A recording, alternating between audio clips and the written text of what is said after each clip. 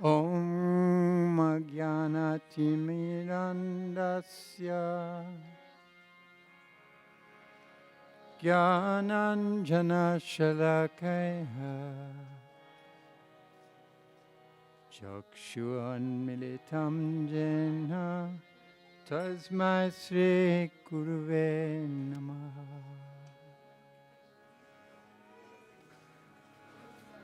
Namo Vishnu Padaya Krishna Prasthaya Bhutale Śrīmate Bhaktivedanta Swami Namane. Namaste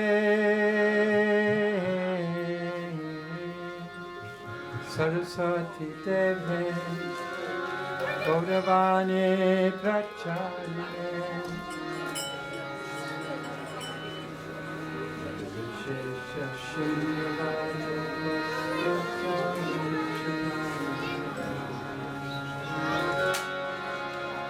Jai Shri Krishna Chaitanya Prabhu Nityananda Sri Advaita Gadadhara Srivasadi Gaura Bhaktivedanta.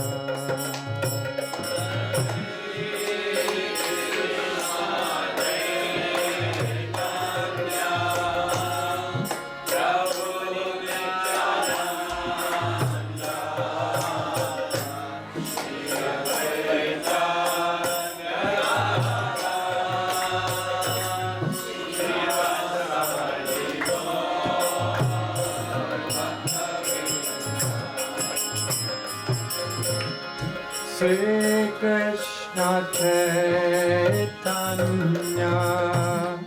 Prabhu Nityananda Sri Advaita Gadadhara Srivasadi Gaura Bhaktivedanta.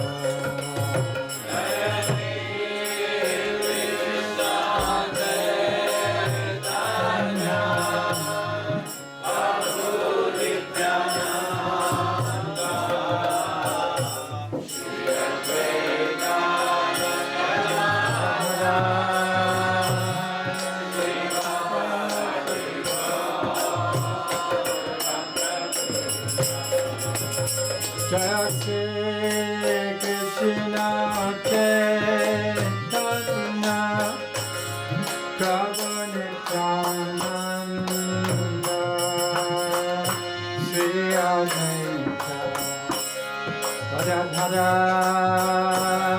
Srivasadi Gaura Bhaktivedanta.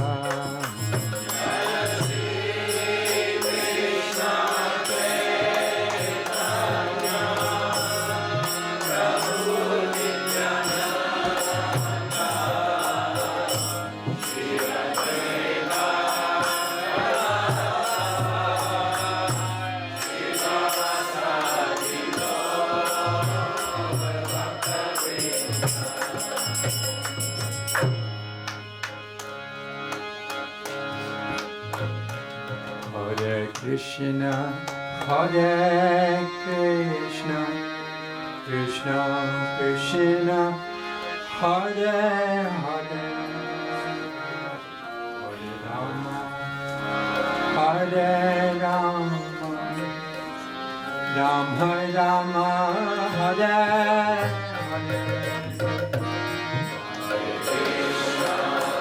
Hare,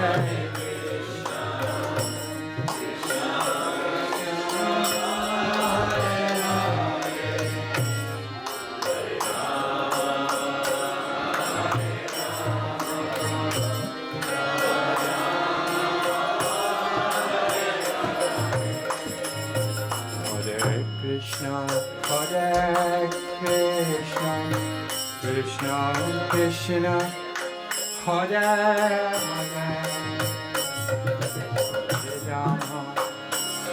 Hare Rama Rama Rama Hare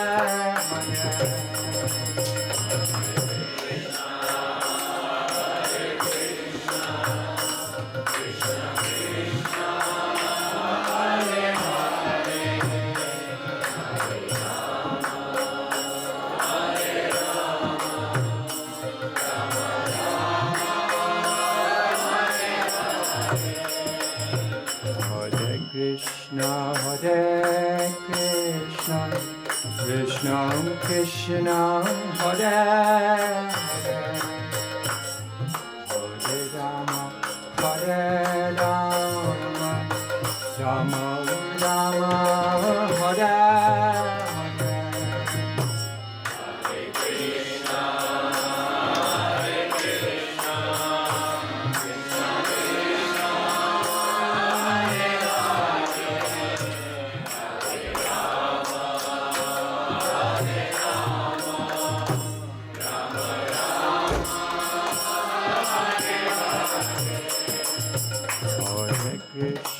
Hare Krishna Krishna Krishna Hare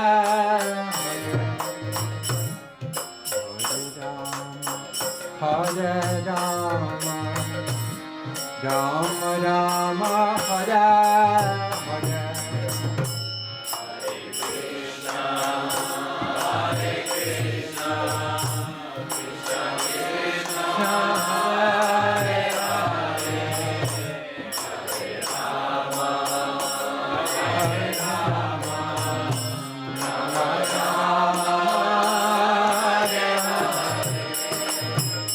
Hare Krishna Hare Krishna Krishna Krishna Hare Hare Hare Rama Hare Rama Rama Rama Hare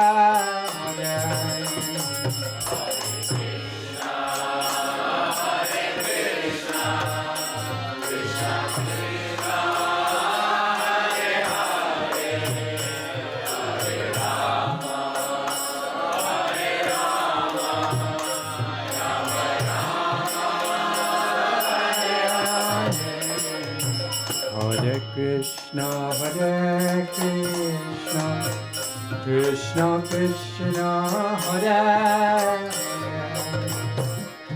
Hare Rama Hare Rama Rama Rama Hare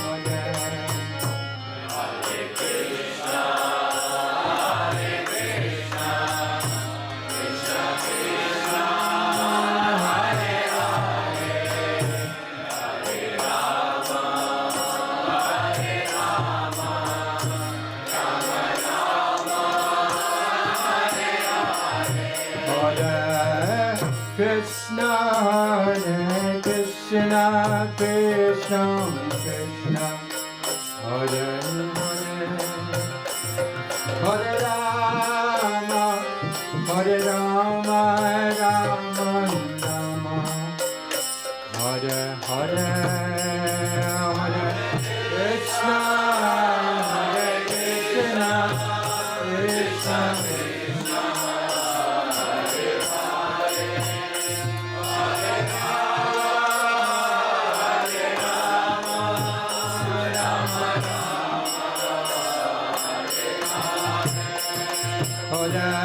Krishna Hare Krishna Krishna Krishna Hare Hare Hare Rama Rama Rama Hare Hare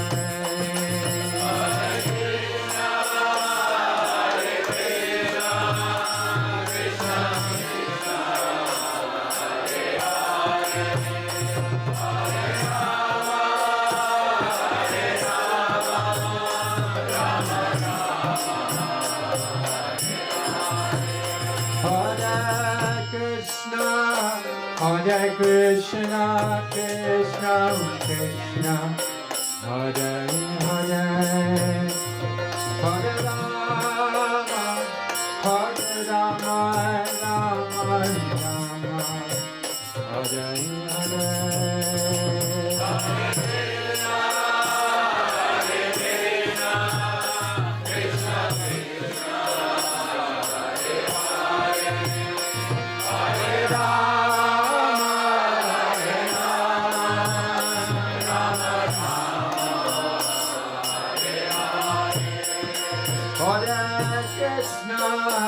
Hare Krishna, Krishna Krishna, Hare Hare, Hare Rama, Hare Rama, Rama Rama,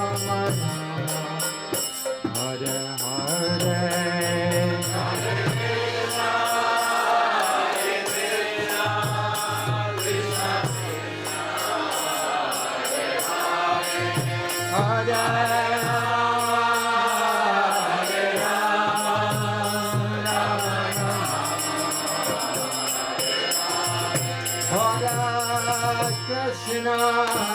Hare Krishna, Krishna Krishna, Hare Hare, Hare Rama, Hare Rama, Rama Rama, Hare Hare.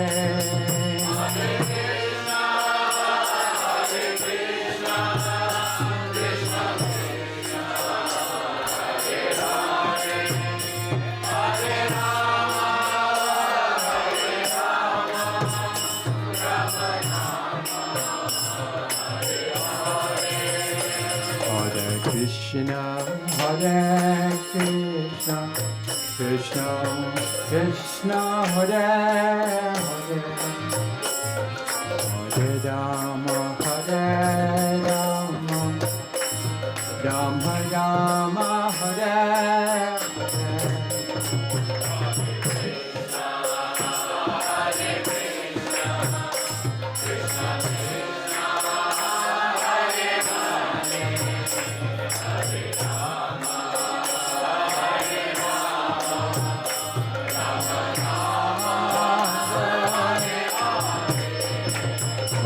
Krishna, Hare Krishna, Krishna Krishna, Hare Hare, Hare Rama, Hare Rama, Rama Rama, Hare Hare.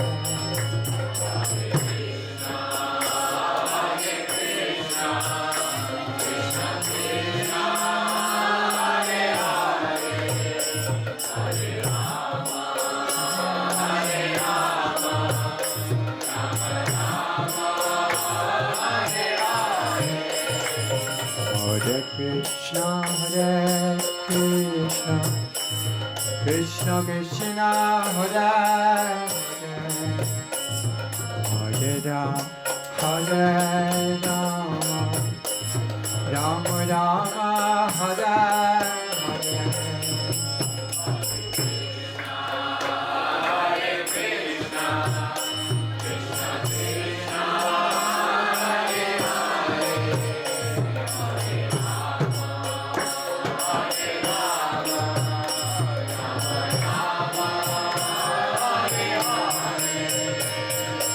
Krishna, Hare Krishna, Krishna Krishna, Hare Hare, Hare Rama, Hare Rama, Rama Rama, Hare Hare.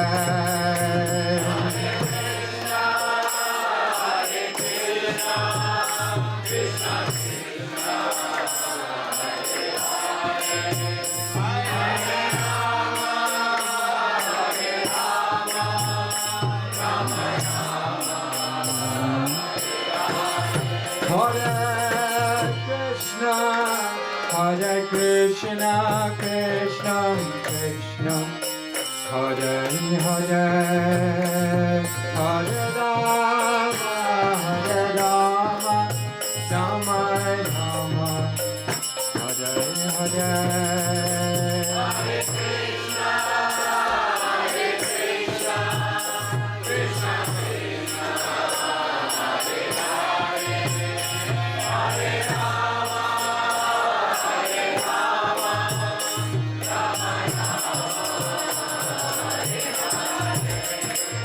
Hare Krishna, Krishna Krishna, Hare Hare, Hare Rama, Rama Rama, Hare Hare.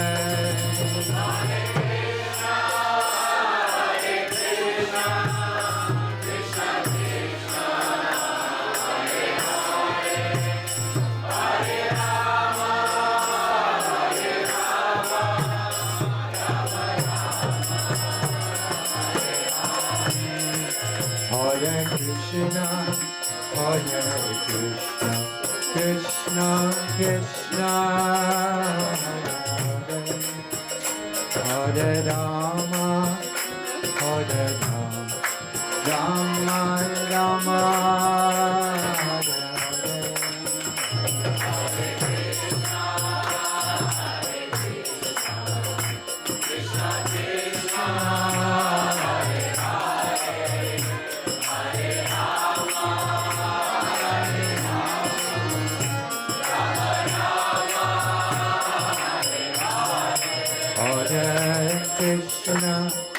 Hare Krishna, Krishna Krishna,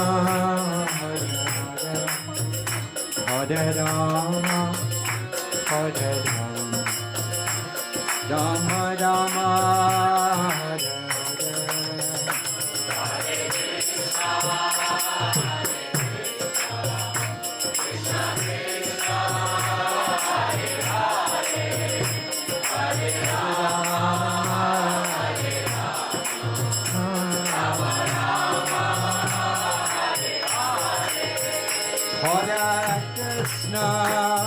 Hare Krishna, Krishna Krishna, Hare Rama, Rama Rama,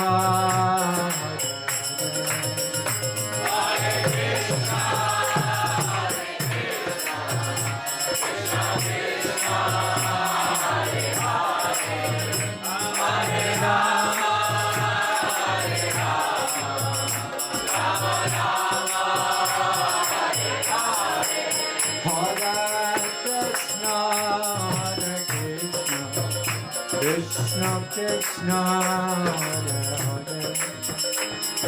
Rama, Rama Rama, Hare Krishna, Krishna Krishna, Hare Hare, Hare Rama,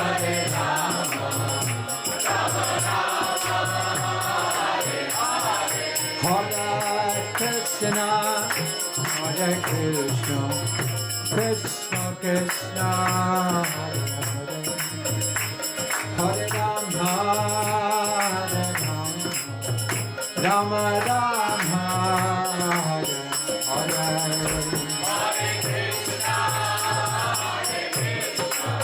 Hare Krishna, Krishna Krishna, Hare Hare, Hare Rama,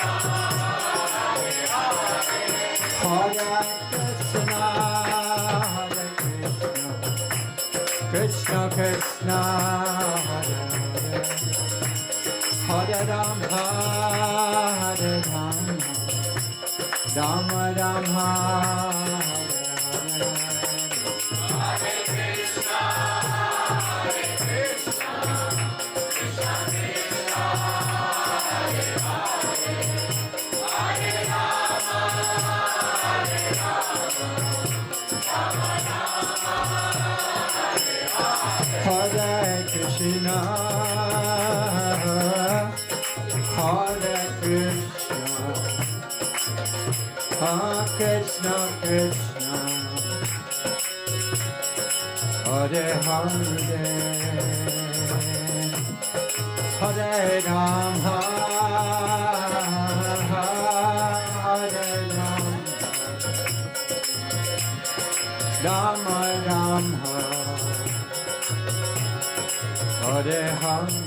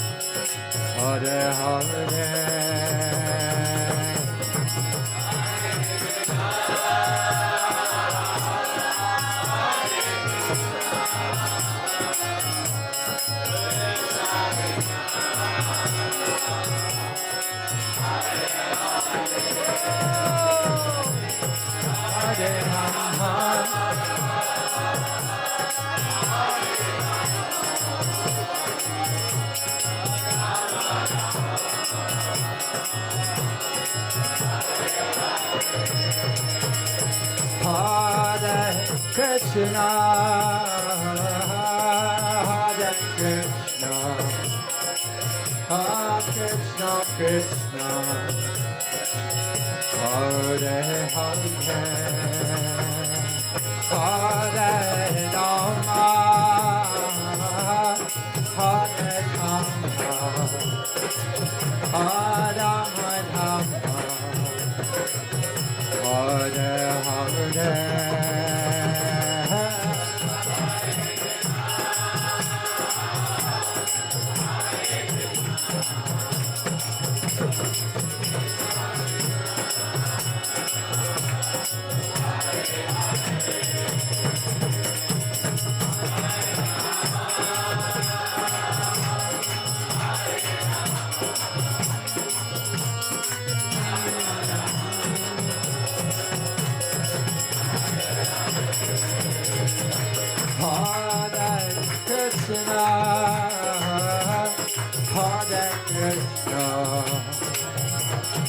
Krishna Krishna, Hare Hare, Hare Rama, Hare Rama, Rama Rama, Hare Hare.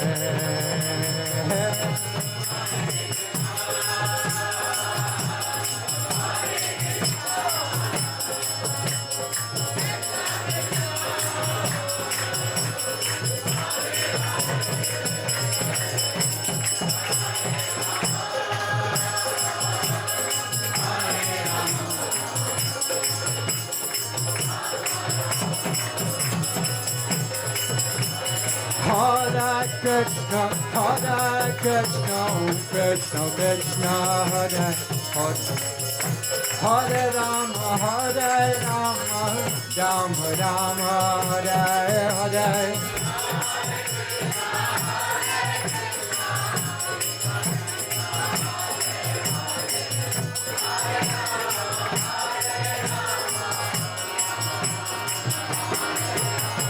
Hare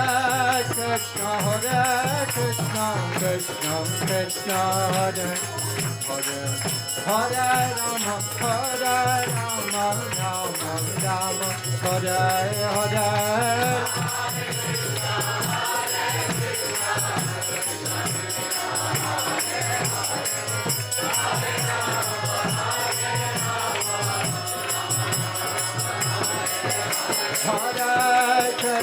Hare Krishna, Krishna Krishna, Hare Hare, Hare Rama,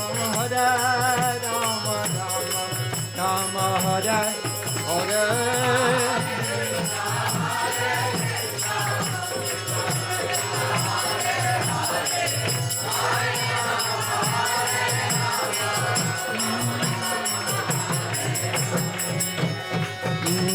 Hare Hare Krishna,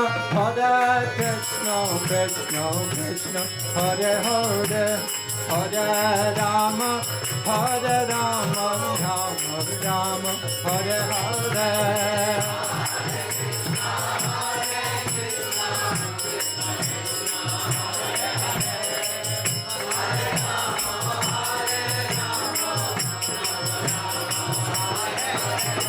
Hare Krishna, Krishna Krishna, Hare Hare, Hare Rama, Rama Rama, Hare Hare.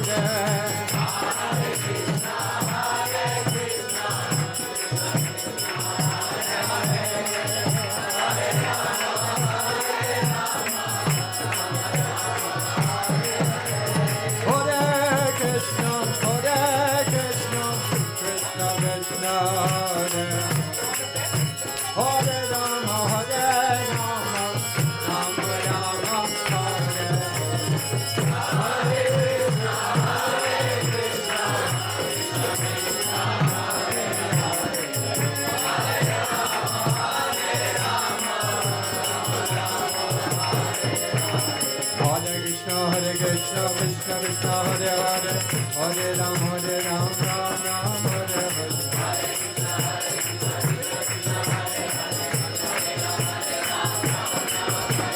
Hare Krishna Krishna Krishna Hare Hare, Hare Ram Ram Ram Hare Hare.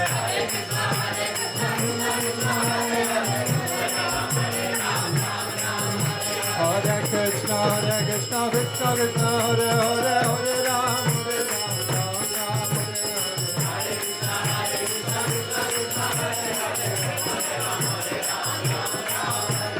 Hare Krishna Krishna Hare Hare, Hare Ram Ram Hare Hare.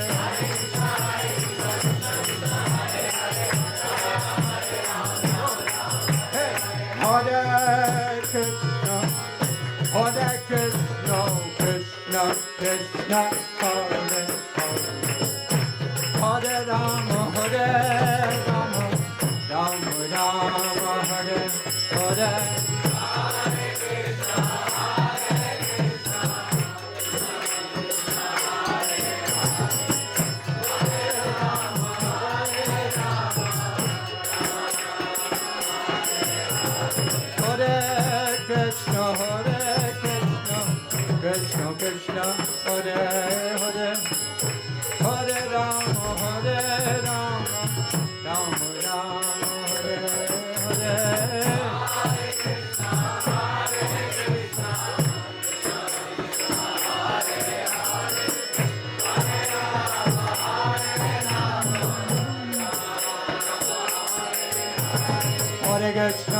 Krishna Krishna, Hare Hare, Hare Rama, Rama Rama, Hare Hare. Hare Krishna Krishna Krishna, Hare Hare, Hare Ram Ram, Hare Hare.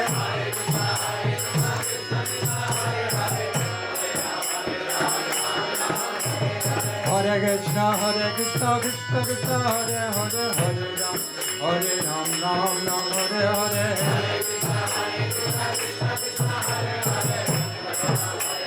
Nitai go Hare Ba, Hare Ba, Hare Ba, Hare Ba, Nitai go Hare Ba,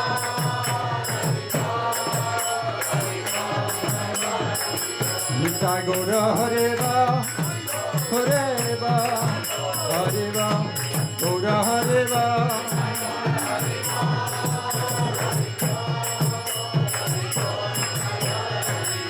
Jaya Prabhupada, Jaya Prabhupada, Jaya Prabhupada, Prabhupada.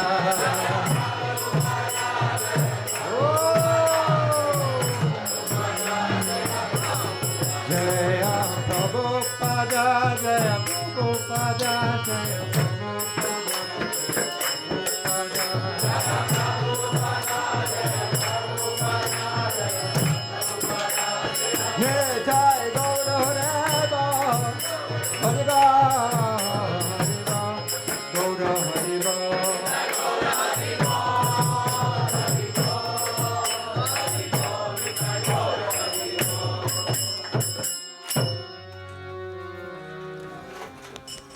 Dharam Vishnu Padparamansa Parivajakacara Dostatara Satasi Siman is Divine Grace Sri Bhaktivedanta Swami Srila Prabhupada Ki Jai. Ananta Koti Vaishnavindi Ki Jai.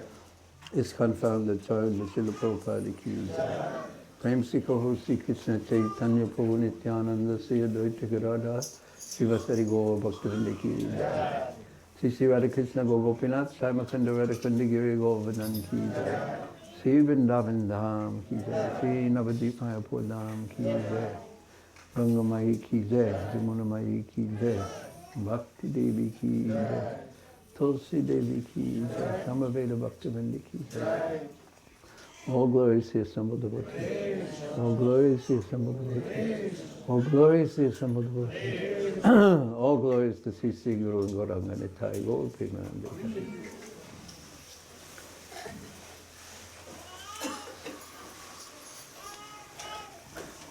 Yesterday, we spoke about,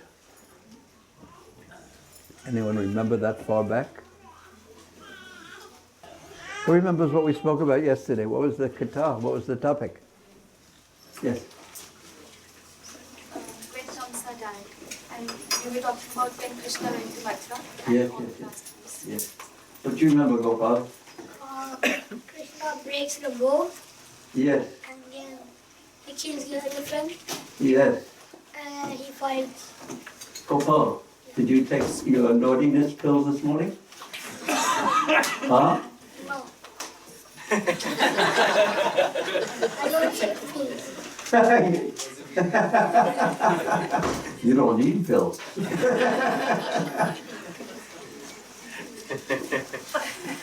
You feel happy this morning? Yeah. How much? This much or this much? Oh, so nice. Gram, how happy do you feel? Wow. What's your name? Krishna. Krishna. How happy do you feel? Wow. This one. There's that competition going on there, doesn't it? Okay. Find 2 or 3 people to speak about, and speak about what you remember about yesterday's class, the things that struck you the most significant. Please begin right now. We don't have much time to do this.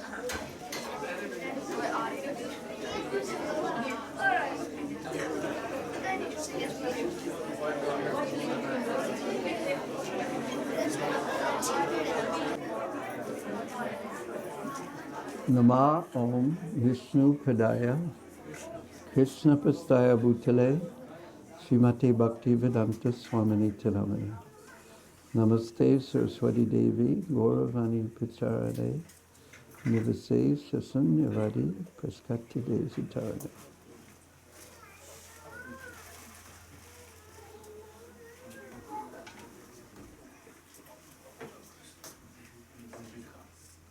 Om Agiratamidandasya Janajana Salakaya Sakshus Militam Jaina Chasmai Sri Gurave Namah Sri Chaitanya Manobhistam Stapitam Jaina Bhutale Sayam Rupa Kadamayam Vidati Sa Pandantika Vansakopa Trubhyascha Kripa Sindhu Bhai Vicha Prasitalam Prabhunebhyo Vaishnavebhyo Namo Namah.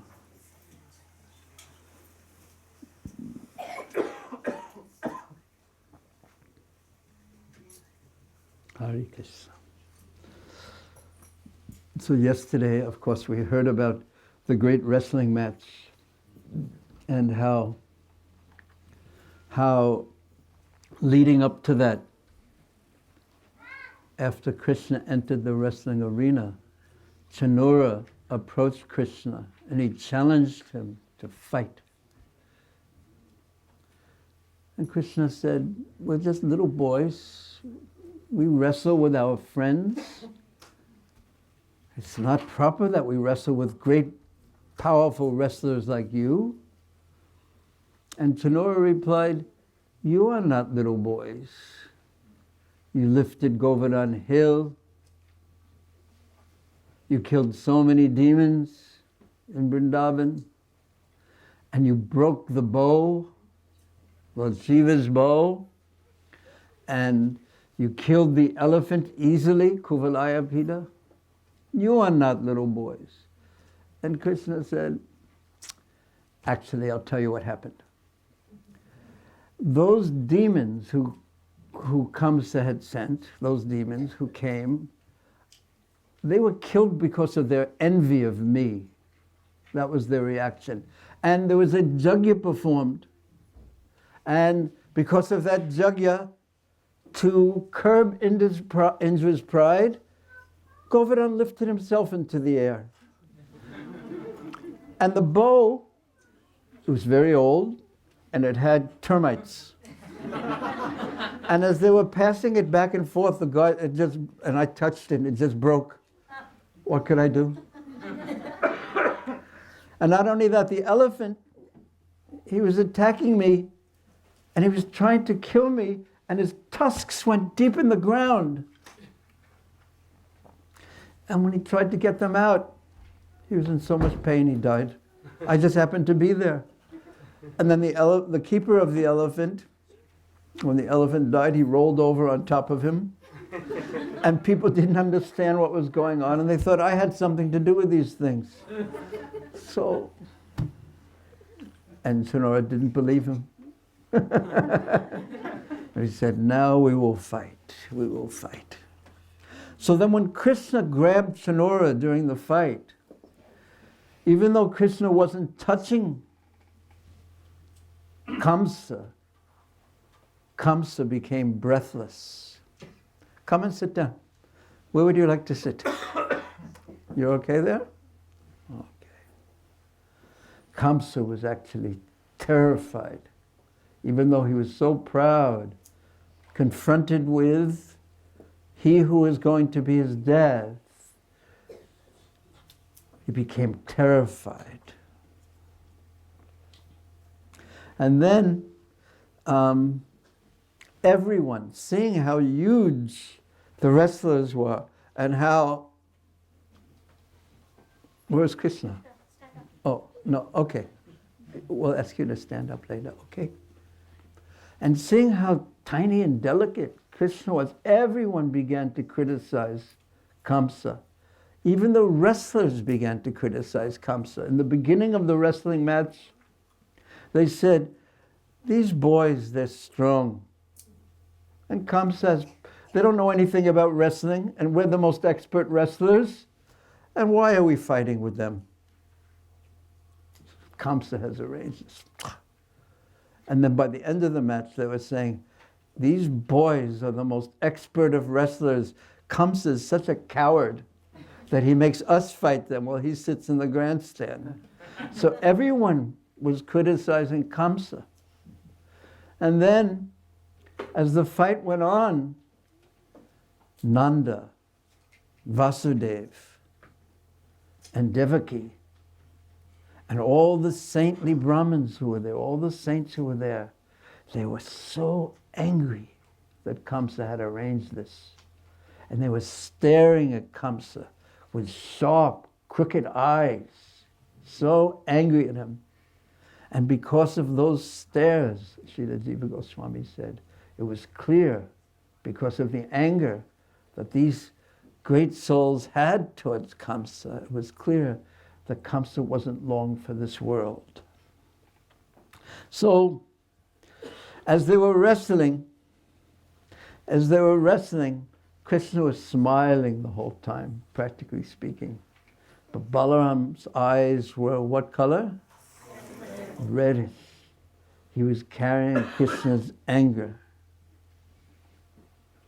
And then the ladies in the wrestling arena began to complain. And we heard that this is unfair. And then they looked at Krishna's beauty. They looked at Krishna's beauty, and they thought of the fortune of the residents of Vrindavan, especially the gopis, who were completely absorbed in thoughts of Krishna. Their minds, their consciousness, their hearts were fully absorbed in thoughts of Krishna. And these ladies who were in the arena, and Kaṁsa was hearing everything that they were saying. They were thinking, this Braj is so kind to Krishna. But look what kind of reception that we give Krishna. So when Krishna heard this, as we all remember, then he decided to end the fight and kill. And today is the day that King Kaṁsa will die. How many of you feel really unhappy to hear that? Ahimso paramo dharma. How many of you feel happy to know that Kaṁsa is going to die? He was terrible. He was so cruel.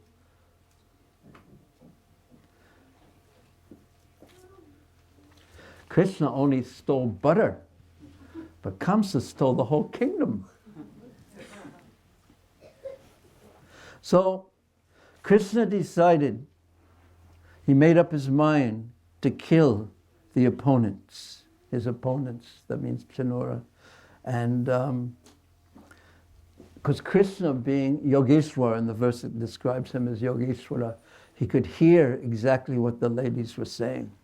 So, out of affection, this is text 18, out of affection for the two lords, their parents, Devaki and Vasudeva, became overwhelmed with sorrow when they heard the women's fearful statements. They grieved. They didn't know their son's great strength. But actually, Vasudeva and Devaki, they saw Krishna when he had taken his birth. He took his birth in a forearm form as Vasudeva Krishna in Mathura. So they actually knew Krishna's strength. But at this particular time, the parental affection, their affection for their sons, overwhelmed their knowledge of Krishna's power. So they actually forgot Krishna's strength due to their love for Krishna. So all this, our acharyas say, this great wrestling fight was arranged by Krishna's Leela Shakti, because Krishna, he does like to wrestle. He does like to play. And Krishna is the most playful. And also, this was his way, because when Krishna does something, he accomplishes more than one thing with one action. So by fighting with the wrestlers, by killing the snake, by killing the elephant, Kuvalayapita, by breaking the bow, he was sending a message to Kaṁsa. So they began, the wrestlers continued the great wrestling match, and they were using all the greatest skills. And then Krishna began to strike Chanura very hard. Krishna has unlimited strength, so how much of his unlimited strength is required to cause this powerful wrestler to die? It's not actually very much. And Chanura felt the blows of Krishna breaking every part of his body, because Krishna was just playing before. And he felt the blows of Krishna now were breaking his parts of the body. And he was becoming more and more in pain. And he was becoming more and more fatigued, tired. His energy was diminishing. So he stepped back to rest for a moment. And then he took his hands like this. Now, who should we demonstrate this on? Not on Krishna. Who?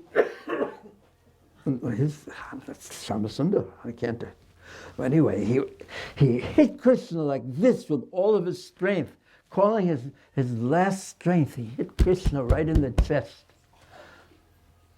And Sukadeva Goswami compares this hitting to an elephant being struck by a flower garland. It didn't affect him at all. He was so angry because he couldn't acknowledge the fact that he was being defeated in the wrestling match by this little boy. How old are you? Turning 11. Turning 11. So how old are you? 10. Okay. When's your birthday? Christmas. 25th of December. How do you know? Because my parents told me. Okay, you're a good boy. And intelligent too. So, do you remember when you were born? No. What's your earliest memory? Staying in the hospital. In the hospital. How old were you then? Well, a few days. A few days. You remember that? Wait, not really. I'm serious. When's your earliest memory? When I was in the hospital next to my mom. Okay. So you were just a few days old. Maybe 1 or 2 days. Okay. Krishna's blessed you with a good memory, obviously. Now, how big was your body then? Well, stand up and show everyone how big your body was then. Not that big. Okay. And how big is your body now? I'd say about this big, yeah? Okay. So you've changed your body, yes? But are you the same person? Yeah. Okay, thank you. Okay, now you get some time. We just wanted to have a little philosophy class in the middle of this exciting story. So then Krishna, little Krishna, we have to, are you okay with this? Stand, okay, one more time. Okay, Krishna. Now, Krishna, you stand next to him, please. And as I describe what Krishna did to Chanura, you have to do it. Okay? Krishna picked up Chanura over his head.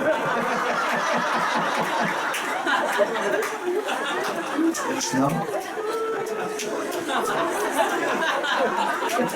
He's laughing. What? You can't pick me up. And then whirled, okay, now you can sit down. And whirled him around 100 times. And then threw him on the ground. And then he went over to Chanura and shook him. And then announced, Chanura is dead. And at the same time, Balaram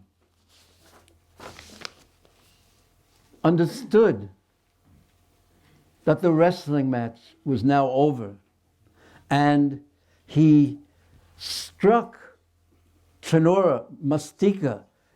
The verse says with his fist, but some acharyas say with the palm of his hand, like this, like that. And then the demon trembled in great pain, and he fell lifeless to the ground like a tree that had been knocked over by a heavy wind. And it describes Chanura fell in a different way. He sort of just like crumbled and fell after it was over. But Mastika, after getting hit by Balaram, fell like that. And as he was falling, he was saying terrible words, 4-letter words, like boss, B-O-S-S. That's a joke. No one's laughing. They're afraid their boss may be hearing them. Okay, he said terrible words, but as he was dying, he was saying these terrible words. And then the wrestlers, 3 other wrestlers, Kutasala, Tosala, immediately attacked. Because, why did they attack? Because Kaṁsa, who was their master and who they feared, had ordered them, you fight with Krishna and Balaram. So they attacked, and first Kuta attacked, and Balaram with his left hand went and just killed him. And the other two, whose names were? They were afraid. But they were more afraid of Kaṁsa. So together, they attacked not Krishna, but Balaram. But somehow, Krishna, even though he was far away, and it was quite mystical what he did, he kicked him with his foot in the head, and his head fell off. You're laughing. But it was a very messy scene. And then Krishna broke the other demon wrestler in half. And then other wrestlers came because they were aligned to Kaṁsa, and Balaram just killed them very easily. And then there were some more wrestlers left, and they ran as fast as they could in the opposite direction. And everyone in the audience, everyone began to laugh at them because they were so afraid of Krishna and Balaram. They ran for their lives. So then, everyone understood. All the audience understood, because they had come there in one mood. They had come there to see the bow sacrifice, the Dana Jagya, and they had also come to see the playing, the festival of the wrestling match. Kaṁsa had a different plan, of course, but they were unaware of that plan. So they were amazed at these going on. And then, because the match was over, then do you know how to play music that resembles the sound of a joyous end of a wrestling festival? It's a great challenge. And you have to play the mridanga to this, Sham. Joyous music. And the mridanga is played. Hare Bo, and everyone was so amazed. And then,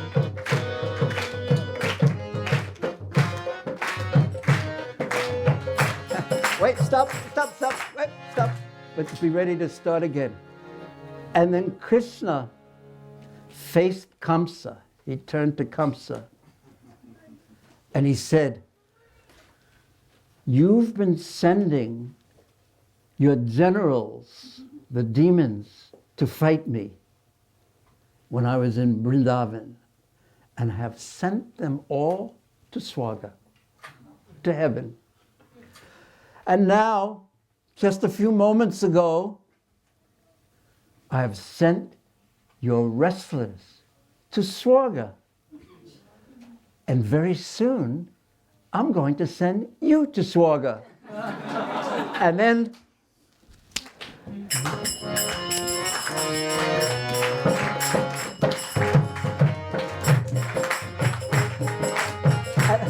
wait, sorry for doing this. And then Krishna looked at the grandstand, and he saw his cowherd boyfriends, and he called them all down. Okay, now begin again. And the cowherd boys, they all began dancing with Krishna to the music. Cowherd boys, up. Hey, cowherd boys, all began dancing.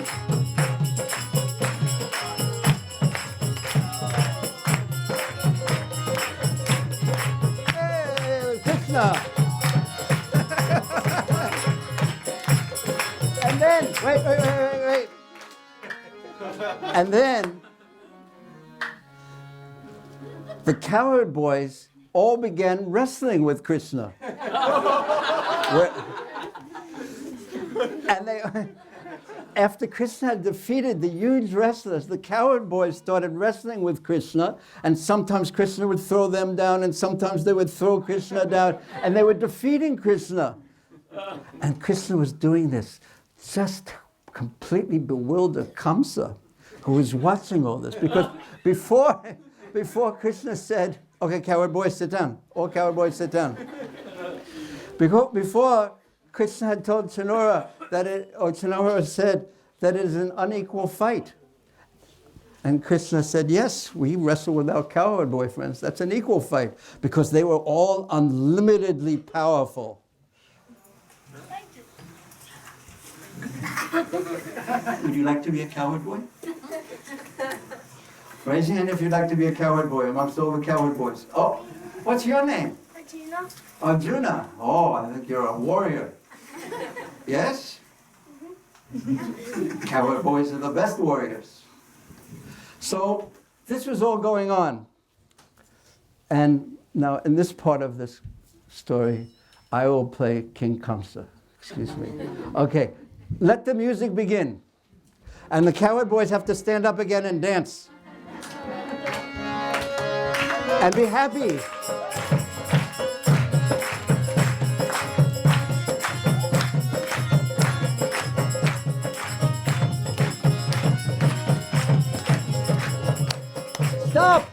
Stop! Kaṁsa could not tolerate. Okay, coward boy, sit down. Kaṁsa could not tolerate this victory of Krishna and the music sounding in great happiness to celebrate Krishna's victory. So using it as an excuse that he wanted to make an announcement, he clapped his hands 3 times and then stood up and said, stop all the music, I have something to say. And he said, Nanda should be put in prison for what he has done. Krishna and Balaram should be driven out of town, because he knew they couldn't be killed, but he didn't know that what was going to happen next. And Krishna was just listening to this. So he had waited. He could have killed Kaṁsa in the beginning, but he was waiting. He was waiting for Kaṁsa to speak like this against his beloved devotees. And then he said,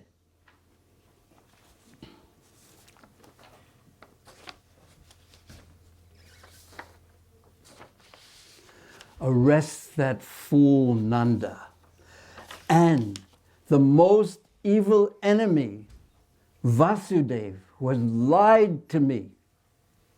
He has tricked me. He has told me that he would give me all of his sons, and he has tricked me and sent his son Krishna to grow up in Gokul and Vrindavan. Vasudeva, armies, kill him now. And my father Ugrasena, who has always sided with my enemies, kill him.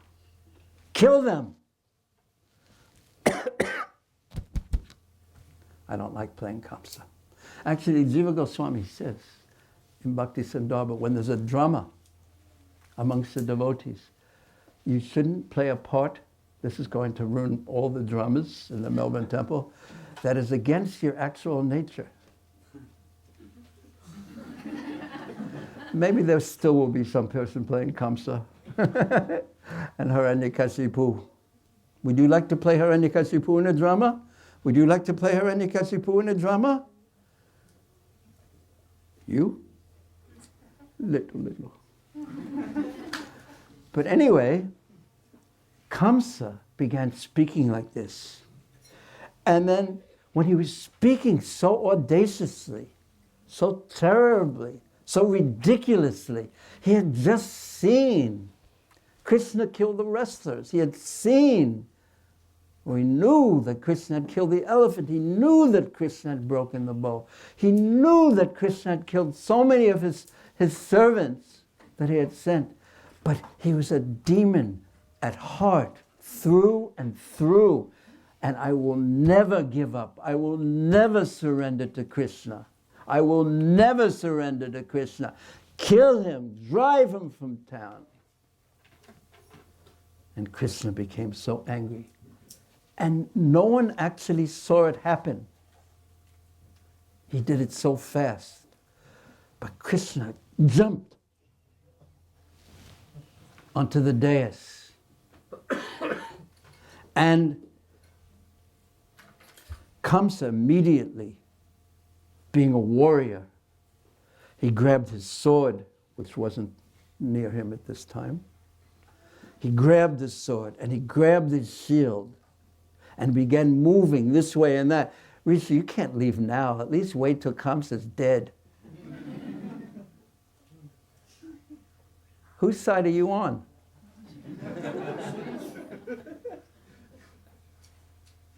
Okay. Oh, you weren't leaving. Okay. Now I understand. So he immediately picked up his sword and shield and tried to defend himself. But Krishna was angry. And Kaṁsa's time had now come. And Krishna just grabbed him by the hair. And just by doing that, Kaṁsa lost half of his life force.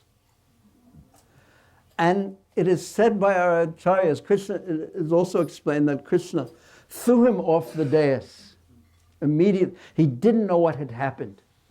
It was like Garuda had caught a snake, or some acharyas say it was like a hawk swooping down and capturing a rabbit. And the rabbit has no idea what's going on. And suddenly, he's lifted into the air, and his death is certain. Kaṁsa didn't know what had happened to him. And some acharyas say that it was the fragrance, simply the fragrance, not the force or the power of Krishna directly, but the fragrance, the sweet, wonderful fragrance of Krishna's body knocked Kaṁsa off the dais and to the ground. And then Krishna jumped from the dais. Srila Vishwanath Chakravarti Thakur says he jumped from the dais and he landed right on Kaṁsa because he wanted a soft landing. He didn't want to come down and perhaps injure himself. Krishna does everything in a wonderful way. Vishwanath Chakravarti Thakur describes how when Krishna, he felt himself as holding the weight of the universe. Of course, the universe is not different from Krishna. And with the force of the universe, he landed on top of Kaṁsa. And then Jiva Goswami explains, and Srila Prabhupada explains in the Krishna book, that he hit him and hit him and hit him.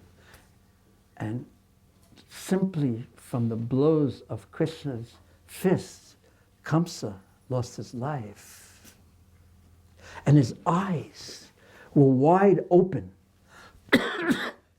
And even Krishna, because remember, Krishna had been taken from Mathura at the time of his birth, and Kaṁsa had sent one demon after the next, from Putana to Shakatasura to Trinavarta, one after the next to kill Krishna. So this drama had been going on for years and years and years, and Krishna was being hidden out of fear of Kaṁsa, and suddenly, so easily, just by Krishna grabbing his hair, Kaṁsa was dead. His eyes were wide open as he lied there. And the whole assembly was quiet. No one made a sound.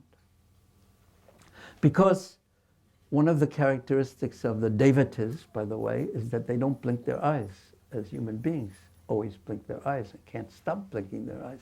But Kaṁsa also had stopped blinking his eyes a long time ago out of fear of Krishna.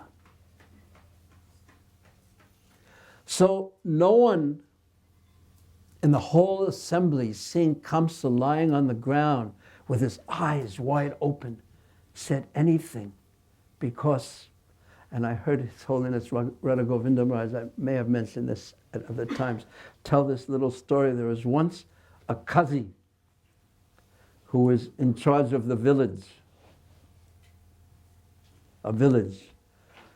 and everyone feared him. And when the Qazi's dog died, everyone went to the funeral. And then soon after that, the Qazi himself died, and then no one went to the funeral.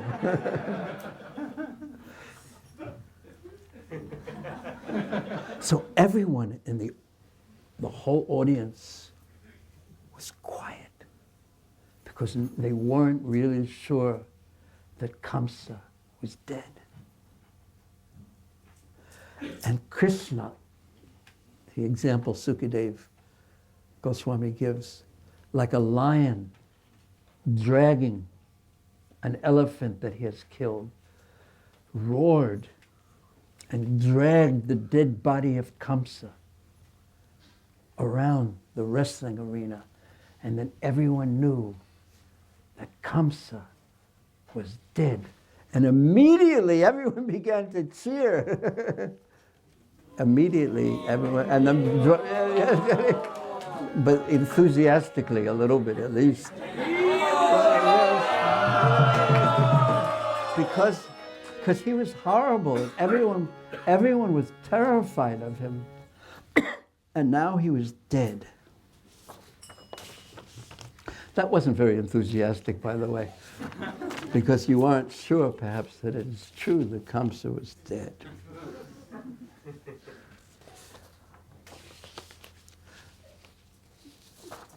And also when Krishna grabbed him by the hair, he knocked off his golden crown that was studded, that was filled, covered with diamonds.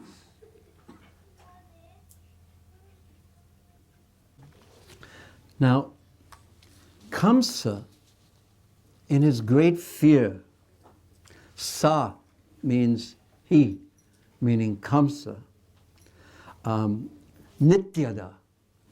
He was constantly unvigna, means with great anxiety, diya, focused. His mind was focused upon him, the Ishvara, on Krishna. His mind was always focused on Krishna out of great anxiety and fear. When he was piban, what does that mean? Drinking, when he was drinking, adan, eating, or vicharan, or moving or walking, or swapan, everyone knows what that means. When he was sleeping, and swasan, when he was breathing.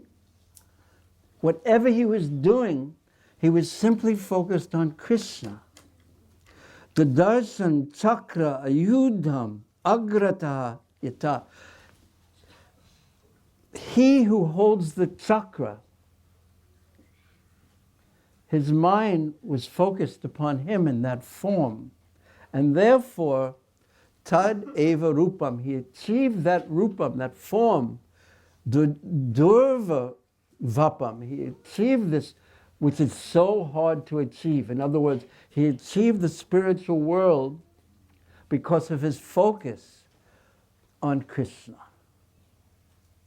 Whatever he was doing. Now, if you remember that the ladies of Mathura, when criticizing the wrestling match, they were talking about the gopis, saying that the gopis, whatever they were doing, they were thinking about Krishna, whether they were cooking, whether they were smearing with cow dung, whether they were doing this or that, or sprinkling water. Why would they sprinkle water? If any of you are village people, Why do they sprinkle water? Yes. Yes, yes. In Vrindavan, you always see this every morning to minimize the dust as it comes up. And sometimes they would sprinkle it with fragrant water too. So they were always thinking about Krishna, but with great love. Well, Kaṁsa was thinking about Krishna with great fear and great anxiety. And yet, that thinking about Krishna, even though his mood was completely incorrect, still brought the greatest result of him achieving a spiritual form, sarupam, eva rupam. So this, here first we'll read the verse. Do for the reader, please read the English translation. Kaṁsa had always been disturbed by the thought that the Supreme Lord was to kill him. Therefore, when drinking, eating, moving about, sleeping, or simply breathing, the king had always seen the Lord before him with the disc weapon in his hand. Thus, Kaṁsa achieved the rare boon of attaining a form like the Lord's. Sarupa Mukti he attained. So, what is to be learned from this? And it's an obvious point. How powerful and how important it is to think about Krishna, to have Krishna's form and name in our consciousness. In the 12th canto of the Bhagavatam, after the first chapter of the 12th canto describes all the kings. It's actually, if you've studied the Bhagavatam, in the 9th canto it describes, there's a list Sukadeva is describing to Maharaj Parikshit all the kings that come. And then they get up to describing the advent of Krishna, because Krishna came in the dynasty of kings. Which dynasty did he come in? The Yadu dynasty, but also in the Moon dynasty, the Chandravansh, the Moon dynasty. So he came, and then so that's at the end, in the final chapter. Anyone know how many chapters there are in the 9th canto? Let's see, who's reaching for their mobile phones quickly? No, 24.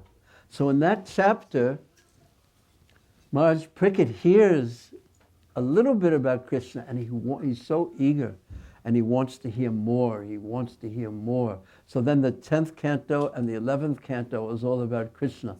And then in the 12th canto, Sukadeva Goswami resumes speaking about the descendants of the Moon dynasty who were kings. And then he gets to Kali Yuga and how the dynasty runs out in Kali Yuga. And then in the 2nd chapter, he describes how terrible Kali Yuga is and all the awful qualities and suffering that goes on in Kali Yuga. And then Maharaj Parikshit asks a very interesting and important question. He says that in Kali Yuga, there's so much contamination, and he's already said, or earlier, Sukta Goswami has already said, the prime characteristic of Kali Yuga is that no one is peaceful. Everyone's mind is always disturbed in Kali Yuga. And everything in Kali Yuga becomes contaminated. Pumsam Kali Kritam Dosam Dravya Desatma Sambhava. Everything in Kali Yuga, every object is contaminated. Every person, even, every place, Desatma, every place, every person is contaminated in Kali Yuga. So the question that that Maharaj Parikshit asked, what is the hope in Kali Yuga? When everything is and everyone is so entangled, you can't even get out and do something that's pure, practically speaking. Because for one reason, you always have your mobile phone with you. And what disturbs the mind more than that? Except what you read on it. So in this age, and Maharaj Parikshit is asking this question because in those days the rulers, the kings, they were concerned with the people. So what is going to really help them? So he says, so he concludes that Sarvam Harati Chitto Sto, by putting the form of the Lord within your consciousness. Now everyone, just for a moment, close your eyes, and even the little ones, close your eyes and think of Radhaballabha. Think of Radhaballabha. And think of yourself going in front of Radhaballabha. And think of yourself bringing a garland to Radhaballabha. You can use all your creative abilities to make the most beautiful garland. And then bring a gift to Radhaballabha. Anything you want, you can give him. You can give him a ruby necklace with gold in between. You can give them anything you want, or you can cook the most wonderful food for him, or bring mangoes from Rajsahi. Whatever you want, you can give to Radhaballabha right now, but do it in the right mood, as a gift, and put the form of Radhaballabha in your mind.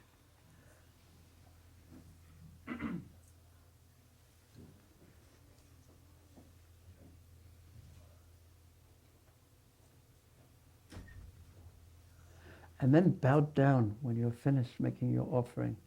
Bow down to Radhaballabha and pray that they accept your offering. And then offer a very deep prayer, but keep their form in your mind. Offer the deepest prayer in your mind. Can you do this? You can tell them everything.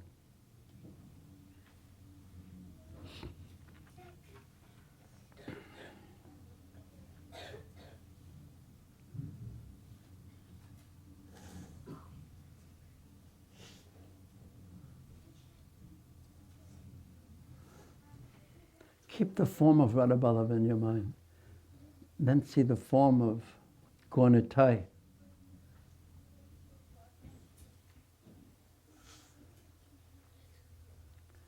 Now, try to put yourself in a very bad mood, and then look at Jagannath, Baladev, Subhadra Devi, and they smile, and I think it's impossible to be in a bad mood when you see them. But bring them all gifts. Bring tulsi flowers, tulsi leaves, and place them on their lotus feet.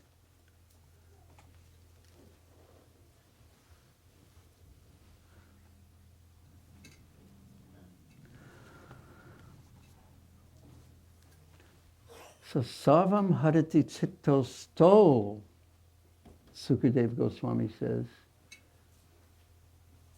that if you put, all difficulties will vanish, actually, if you put the form in your mind, of the Lord in your mind. Especially Mriyamanam, when you're about to die.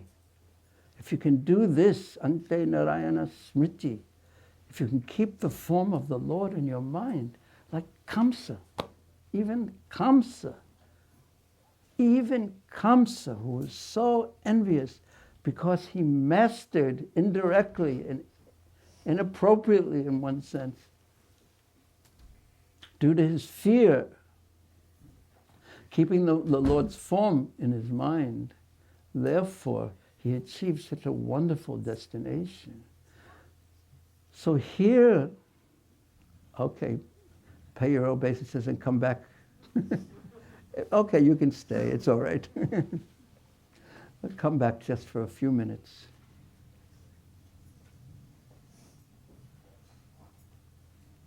And then Sukadeva Goswami explains that basically in different ages there were different methods used for keeping the Lord within one's consciousness.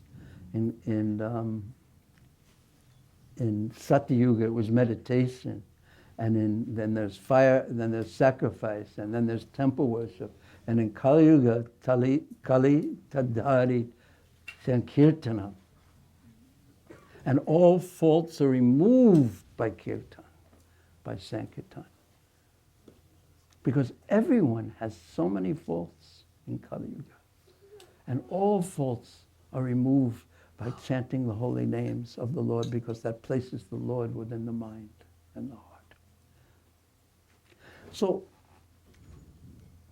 we've heard in this series of classes, and also in Mataji's class, about these exalted souls.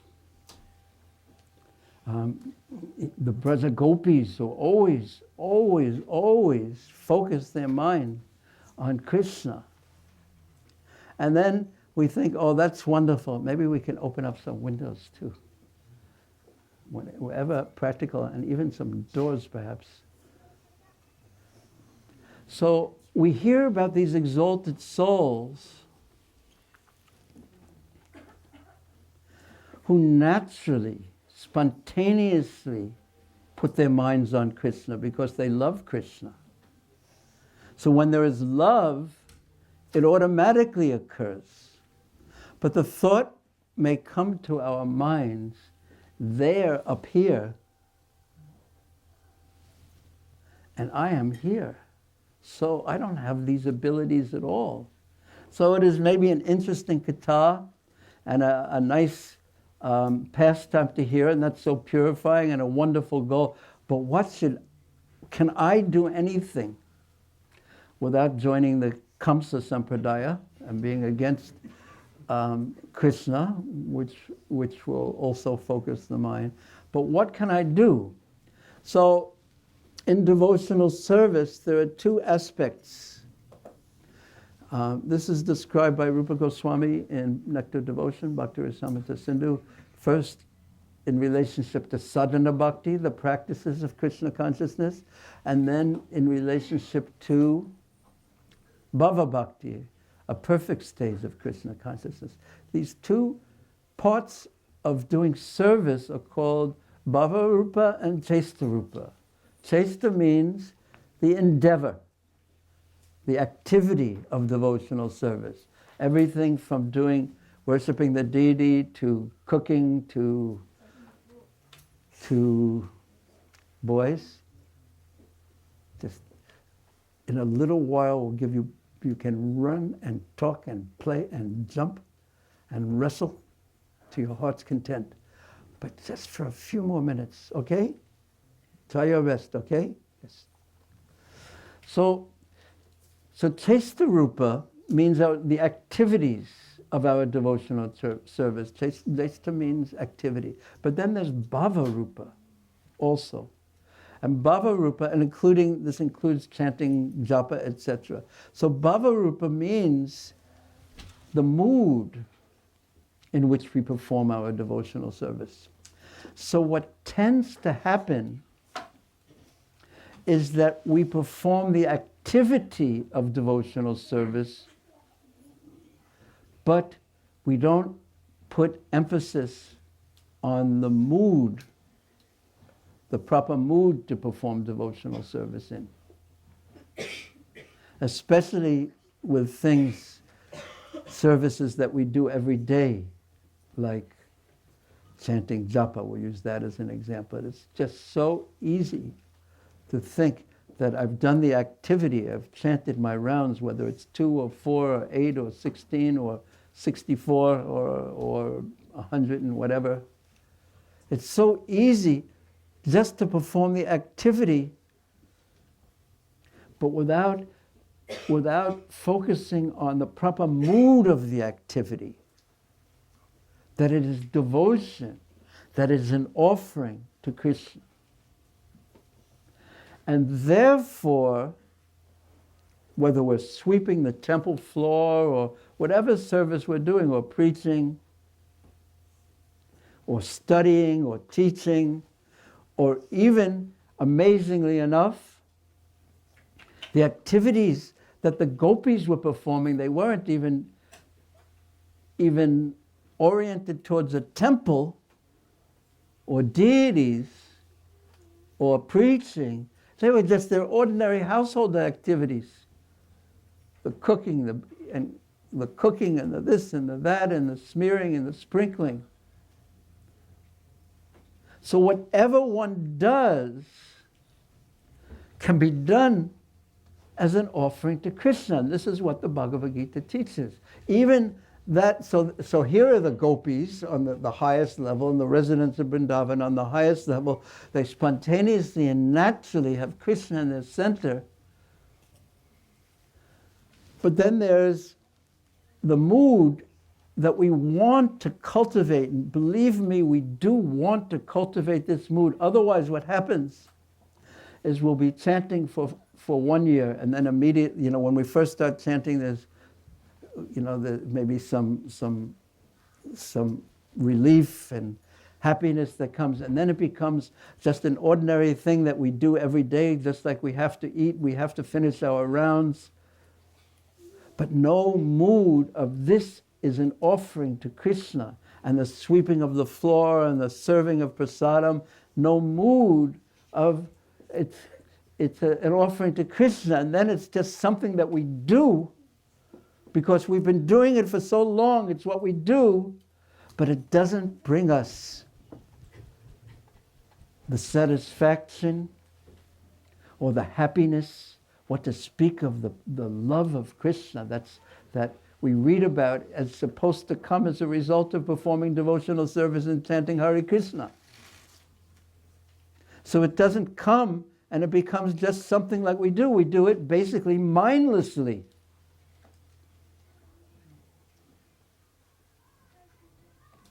Well, our minds are wandering all over the universe with all the important things in our life that ultimately have no significance at all. And I mean no significance because in 100 years from now, no one probably will even know that we ever existed. So that which we're thinking is so significant from the viewpoint of eternity is completely insignificant, like the passing of an ant. Of course, this isn't the kind of talk that the young boys and girls need to hear, because they need to, organize their lives and move forward in the world and do something in the world. But for adults, this is important to understand this. And yet, on the other hand, if we make an offering to Krishna, it is eternal. The result is eternal, and that means significant. So the insignificant becomes significant. If we can develop some devotion, the bhava-rupa, the mood.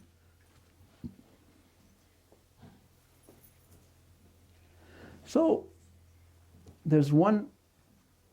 So this Yat Karosi Rasnasri, who knows that verse? Raise your hand. Or instead of raising your hand, just say it. Yat Karosi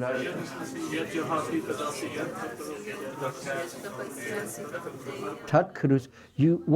So here's another level, not the highest level of the residents of Vrindavan and the gopis, but a very, what you're already doing. What you're already doing. Do it to please Krishna. So Krishna allows that karma yoga, or that turns to bhakti yoga. But do something to please Krishna. The great challenge of life is to get out of the center, make the imagination, the illusion that I am central, that I'm the center of existence, that I'm important. That I'm the center, not only important, I'm most important. This is what it means. This is actually what it means to have a false ego.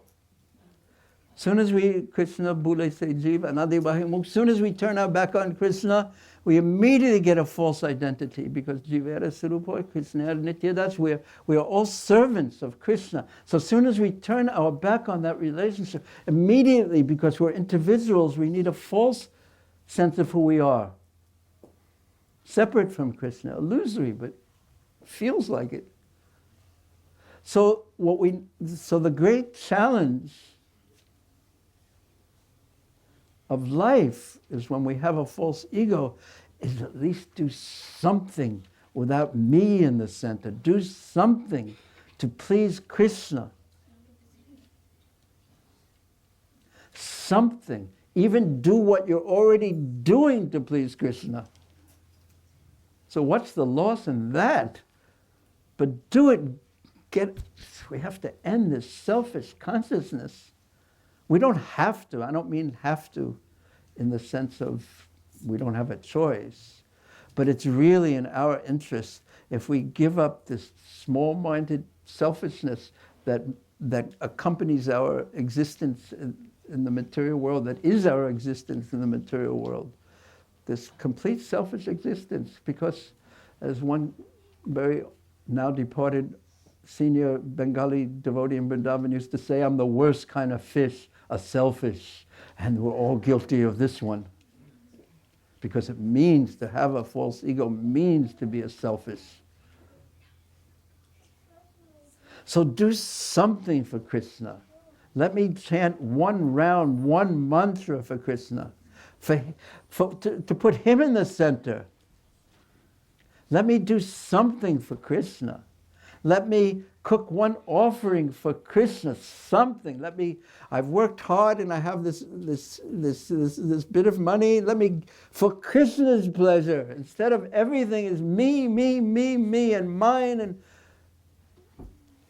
it's animal consciousness. And it's not satisfying.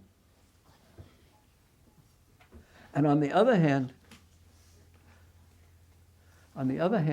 just by putting Krishna in the center, or even, and not only that, even by thinking of Krishna, it's just putting the form of Krishna in my mind, it's of value, it's of great value. Now there's a philosophical truth in this that comes out in the prayers of the personified Vedas, which no one has ever read, what to speak of understood, in the 87th chapter of the 10th canto.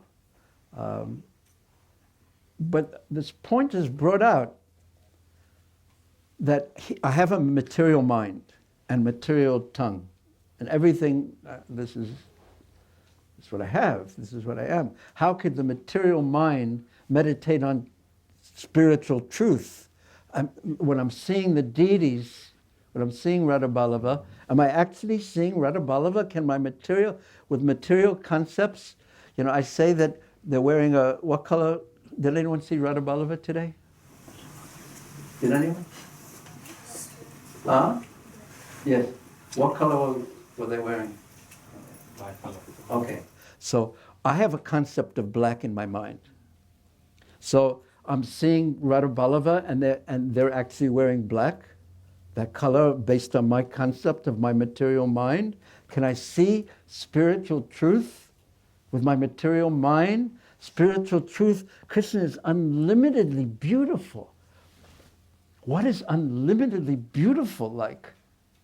Can we conceive of that with the material mind? No.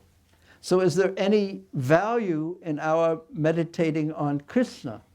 So that's the question that's asked. How can the material mind reach or the tongue vibrate spiritual truth even? Or even chanting. Can my material tongue, which is an ugly old thing if you think about it, can it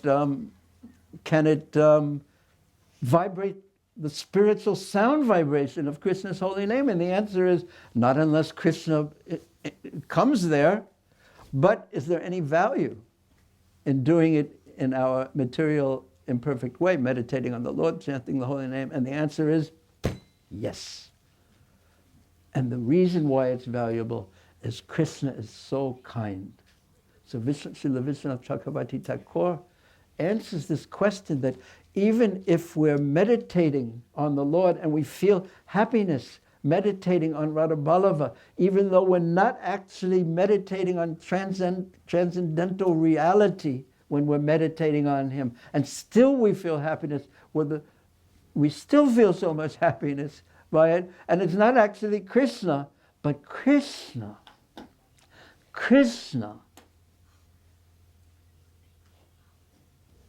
has a different mood, and one that's filled with compassion and sees the good, Bhavagrahi, Janardana. His mood is, oh, my devotee is meditating on me. And he blesses them. So that huge gap between our ability and Krishna's, and Krishna, the unlimited supreme person, transcendent reality, the absolute truth, is crossed by Krishna's mercy. This is the meaning also of the Damodar pastime. This is the meaning of why Mahaprabhu so much recommended the chanting of Krishna's names, because Chaito Dharpana Marjanam purifies the heart by Krishna's mercy.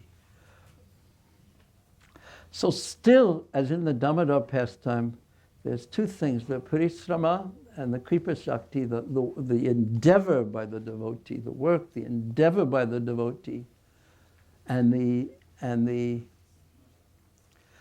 mercy of Krishna.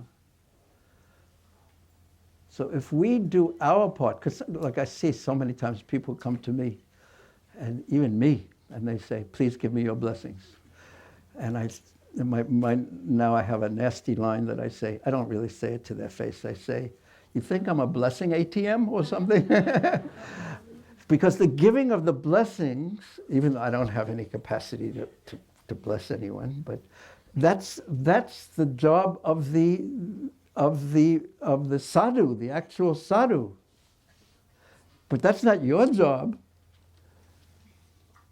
Your job, your part is to please and do service. And then his job, naturally, because he's soft-hearted and kind, is to give blessings. So you tell him to give blessings. And then he'll say, you should do service. Instead of you should do service, and he knows what his job is already.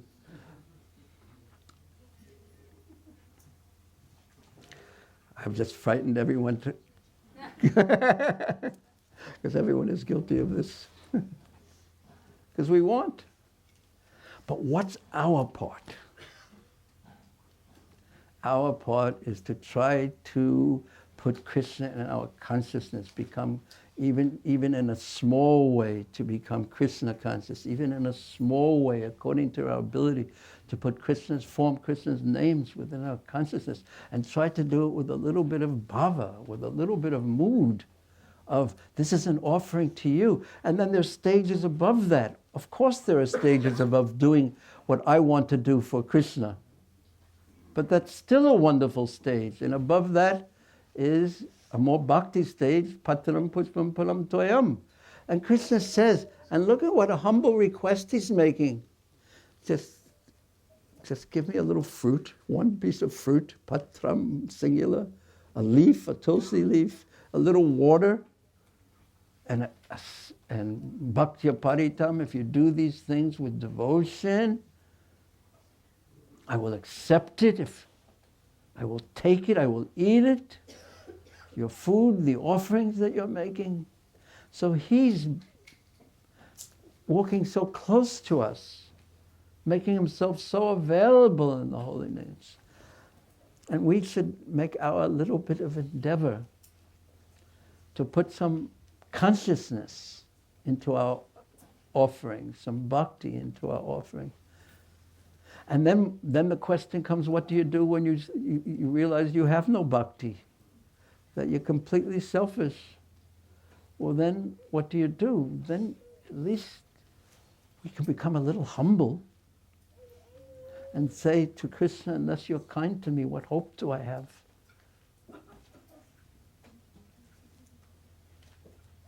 Unless you're kind to me, what hope do I have? And Krishna consciousness is such a, you know what, you've heard the phrase counterintuitive? It's a peculiar English expression, so it may not filter into everyone's vocabulary. It means against what you would think. So it's counterintuitive. It's not like when you advance, you start thinking, I'm getting closer to Krishna. It's exactly the opposite. You see that you become more humble, and you see the distance appears even more great and greater because you become somehow or another amazingly conscious of all the inconsistencies in the heart. It's the natural. I used to wonder about this. Why is it that the great devotees, they're so humble? What are they saying? Are they just saying it for our benefit? You know, I'm so low, I'm this, I'm that. Do they just talk like that for our benefit? No. They're experiencing it. Feeling so fallen and so insignificant and useless and contaminated. But what is it they're experiencing? Because they're pure. And the answer is, as far as I understand, is that when we're actually confronted with Krishna, as great devotees are in the presence of Krishna, it is the natural consciousness, unless one is on the Braja level, to feel tiny and insignificant, and one is painfully aware of how tiny and insignificant and unfortunate one is. And the glory of that and the strength of being a truly humble sadhu, is that it puts you in a position that where you really know that you need mercy. And as soon as you really know you need mercy, Krishna's mercy is there. But now I could do this part, Krishna. Don't worry. If I really need you, maybe I'll call for you. Maybe. Just don't worry about it. You just wait there and we'll call you when we need you. But the great devotees are always feeling in need of Krishna's mercy.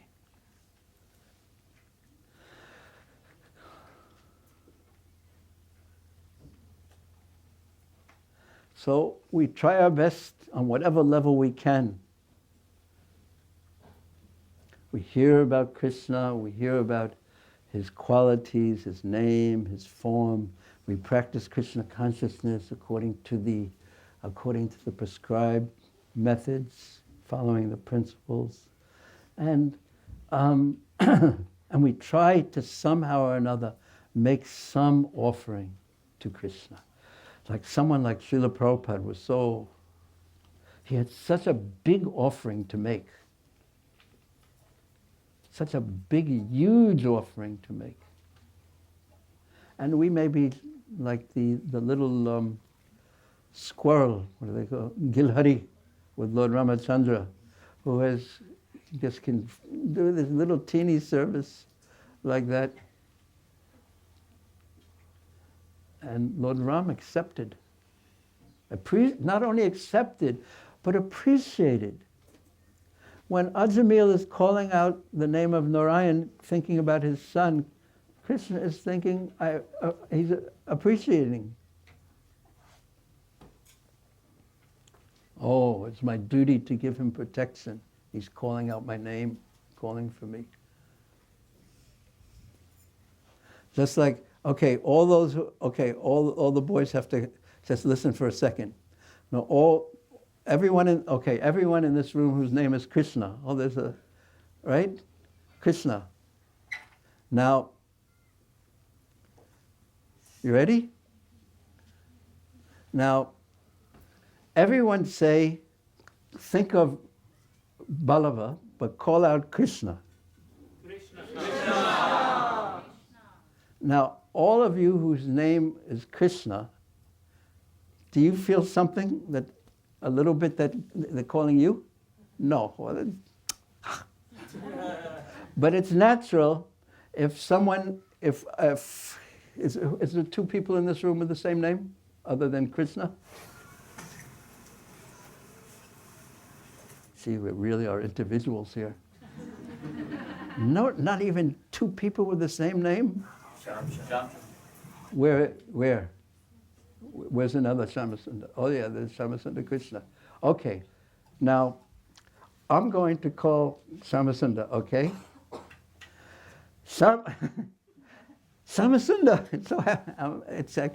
I'm so happy to see you. Shamasundar. Now, I'm calling him, but do you feel something? Yes, okay, you know I'm talking to him, but do you feel something? No. We need another example. Krishna doesn't feel anything, Shamasundar doesn't feel anything. Okay, maybe we change the example, it's probably easier. But the idea is that Krishna, when you call, even if you're calling Narayan someone else, Krishna hears that. Something is pulled to him because it's his name too. So if we can just try to do something for Krishna, he's very kind. Try to do something in the mood of, let me do this not for myself, for my pleasure. Let me do something for Krishna's pleasure. Good plan, yes? Okay, there's just a little bit more and then we shall end. But don't worry, I'm not going to let you out early. I'll ask if there's any questions. I know you were all afraid, because you've only been sitting an hour and a half or 2 hours. So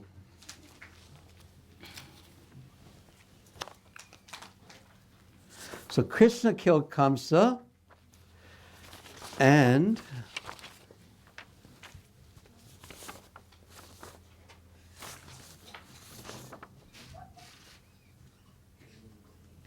Kaṁsa had, you know how many younger brothers he had?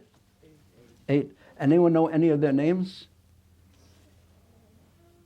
I only know one, Kanka. Yeah.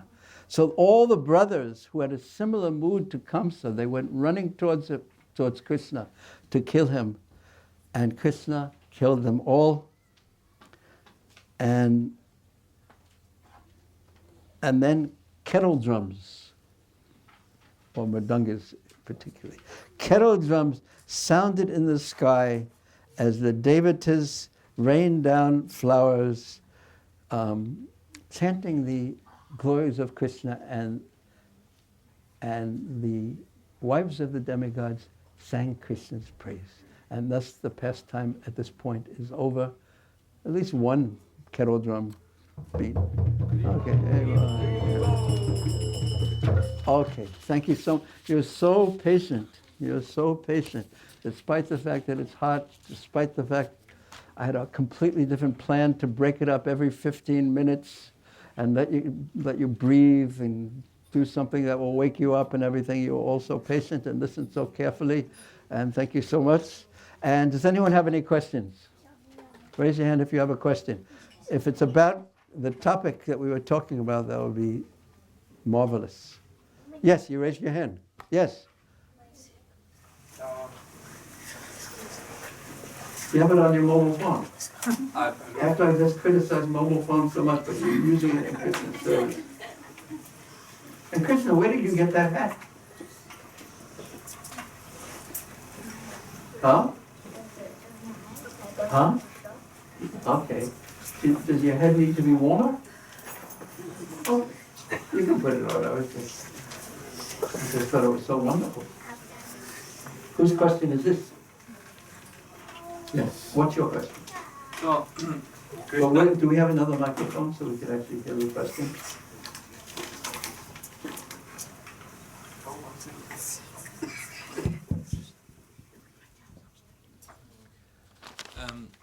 when Krishna appeared in the arena, we saw that everyone saw Krishna differently based Yes. on their bhav, mood. At the same time, Krishna killed Kaṁsa, very Yes. kind of very badly, in the sense it's gruesome death for him. So how does this killing cultivate that mood eventually?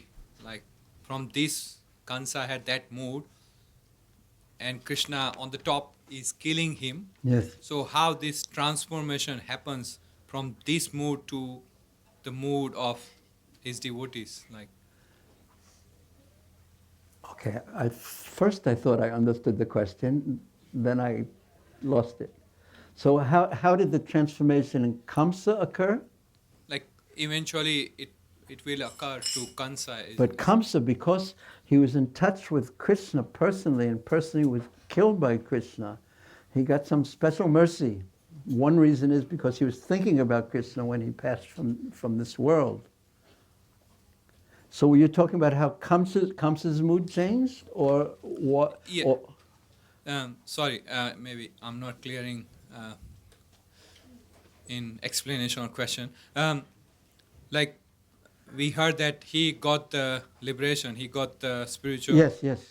So then at the same time we hear that the devotees, they have a different feelings for Krishna. It's Yes, more intimate. very positive. Yes. So then how this transformation From who? This Kaṁsa. transformation for Kaṁsa? to a devotional one? Yeah, It was to- just special mercy. He got some special mercy by Krishna. In Krishna's presence, he gave him special mercy. But so even Krishna's killing someone, which you said would be a gruesome thing, and this is the question that comes in the first chapter of the 7th canto. It seems like Krishna was favorable to some and unfavorable to his enemies. But even when Krishna appears to be unfavorable, like killing seems gruesome and unfavorable, he's giving him the greatest blessing. So whatever Krishna does, this is the meaning of him being Param Satyam, the absolute truth. Whatever he does causes good. Even if he's killing, which you would say is terrible, it benefited Kaṁsa so much. Okay. Anyone else have any question? Raise your hand and I'll start reading. Yeah. You described how Nanda Maharaj and the saintly persons and Vasudeva were furious with Kaṁsa Yes. when the wrestling match were going on. Yes. But given the intense love that these devotees have, like for example, how could Nanda Maharaj just sit in his seat and watch the wrestling match go on? Well, ultimately, it's all taking place by the Leela Shakti of the Lord, by the Krishna's arrangement, so Krishna could be glorified. You see it in different instances when Krishna was being held in the grip of Kaliya, then Nanda Maharaj and Yashoda, they immediately wanted to go into the water to protect Krishna. But here, and Balaram Balaram stopped them, so it's just to show the glory of Krishna that it happened, and that's the pastime unfolded in its own wonderful way. And there's also a technical word called denouement, which you don't even know. But it means, it's a dramatic word used in writing, is that when there's a buildup of that kind of anxiety, look, and then when the hero comes out in a glorious, happy way, there's such a happiness which includes relief. So the Leela Shakti organized it in such a way that the pastime would bring the most happiness for the devotees. And also, in the extreme anxiety of Nanda and Yashoda, etc.,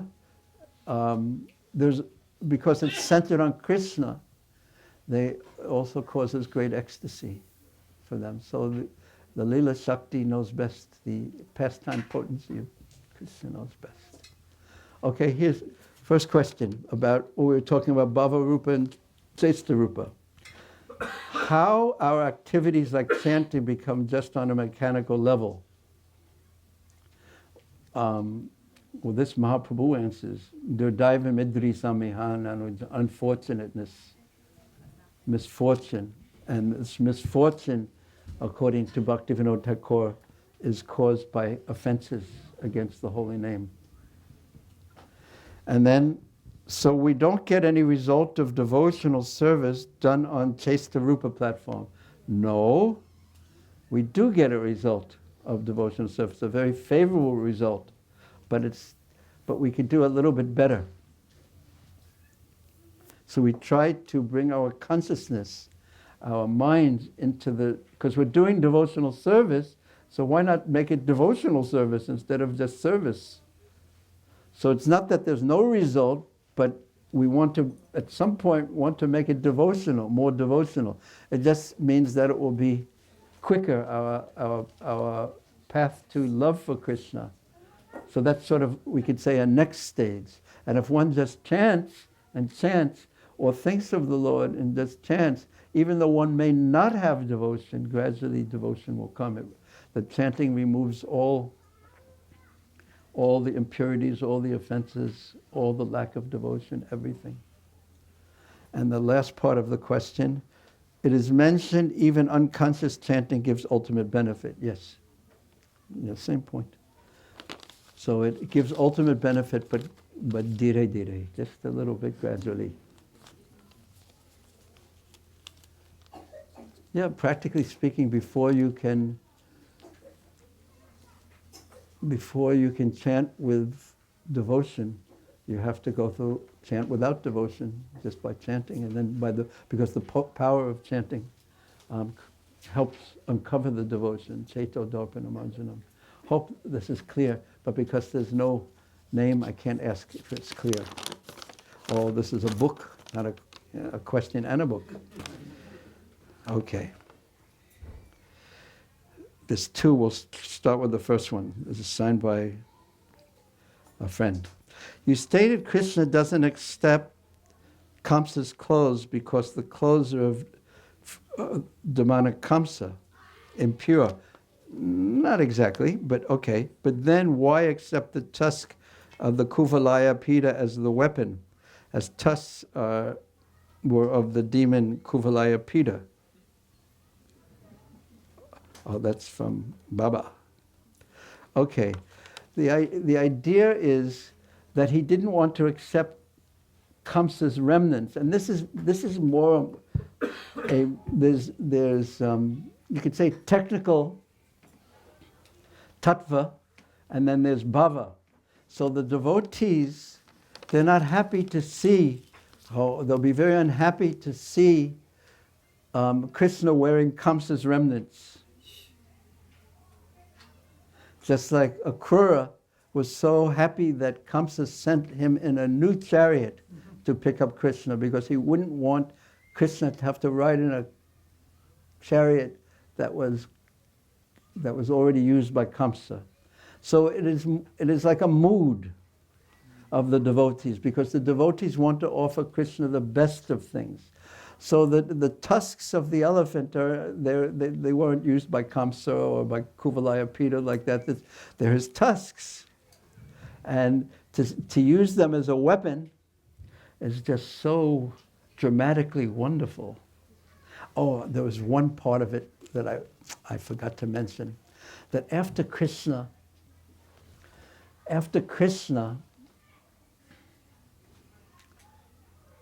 was challenged by Chanura, he and Balaram at that time were holding the tusks on their shoulders. So right in front, you stayed. Thank you, both of you. All the other boys escaped. Not all. But Krishna, after talking to Chanura, he and Balaram both, they took the tusks off of their shoulders and then walked right in front of Kaṁsa, where he was sitting up on the dais, and drove them into the ground on either side. And Kaṁsa felt that as like the spears entering his heart. I mean, in one sense, that answers that question, because, Krishna is so expert at doing things. And yet, if Kaṁsa would have just said, I think, Krishna, it's clear to me now that you're much more strong than I am, and I'm going to lose, and you've killed the rest, if you killed the elephant, you broke the bow, okay, Krishna, I surrender to you. Then Krishna would have accepted it. But Kaṁsa was such a determined demon.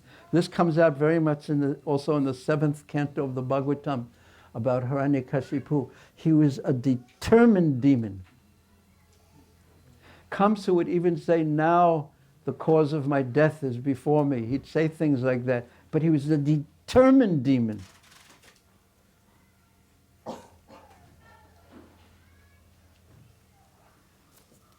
There's a second question here. Nanda Maharaj didn't see Krishna as the Supreme Lord, as covered by Yogamaya. Then why didn't Nanda Maharaj stop Krishna from fighting Kuvalayapita? He was already in the arena. Krishna sent Nanda Maharaj into the arena first, or the Lila potency. So he didn't actually see Krishna. There was no concern for his son. This is the Lila Shakti at work, that Nanda Maharaj didn't jump out. And Mother Yashoda didn't jump out because she wasn't there. No one would have been able to stop her from going out and chastising the wrestlers. So, what are you doing? And picking up a stick and, if you don't get out of here, I will. And what could they do? Okay, another question. Hope my rapid answers are okay. Most of the time I have negative character. I have negative characters. The negative characters are eternal associates of the Supreme Lord Krishna, or that Krishna mercifully gives liberation to everyone he kills. In the above context, what should a devotee be trying to learn from the pastimes? Well, this pastime I tried to make 3 points, especially. Hopefully, Krishna willing, I made more than that. But in the first one, there was the point. Does anyone remember what the point of the first class was? There was a point right at the end, and it had to do with everyone will see Krishna in different ways. But who is Krishna and how to actually see him? So there was a philosophical point to be made.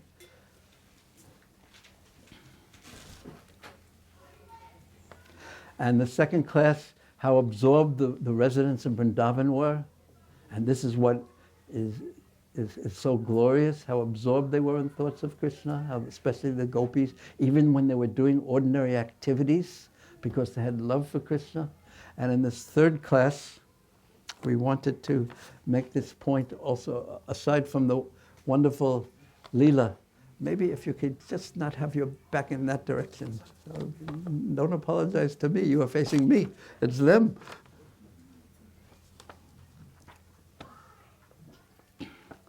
Yeah, so we made our point about Chestarupa and Bhavarupa and tried to put a little devotion into our service, a little more into our chanting in our service. Another question, isn't it easier to see an actual soldier as a hero rather than him in a mock drill as opposed to him in real action? In other words, the demons were all eternal associates of Krishna. No, that's not true, that the demons were all eternal associates of Krishna. But these two, Jai Vijay, meaning Hiranyakashipu, Hiranyaksha, Ravana, and Kumbhakarna, and only these two were eternal associates of Krishna. But one time someone asked me, I was telling one pastime, and someone said, we already know the end, that Krishna is going to win. So there's no fun. And I replied that you're reading too fast. You should slow down and look at the details. of how Krishna does things. He does things in such a heroic, dramatic, graceful, wonderful way. He's the supreme hero.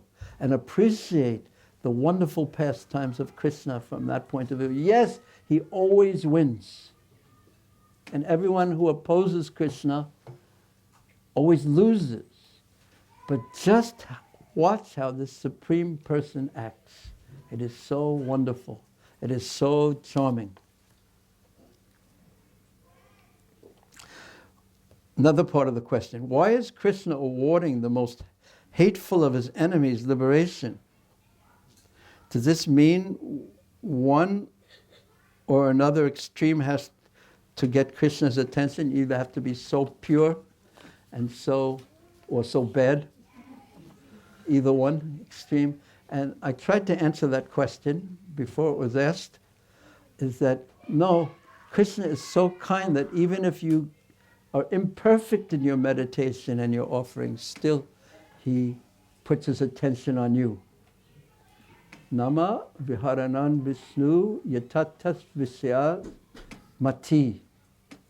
That Ajamil is such an example, that he was performing his chanting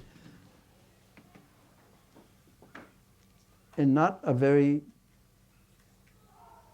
Krishna conscious way, but it still attracted Krishna's attention.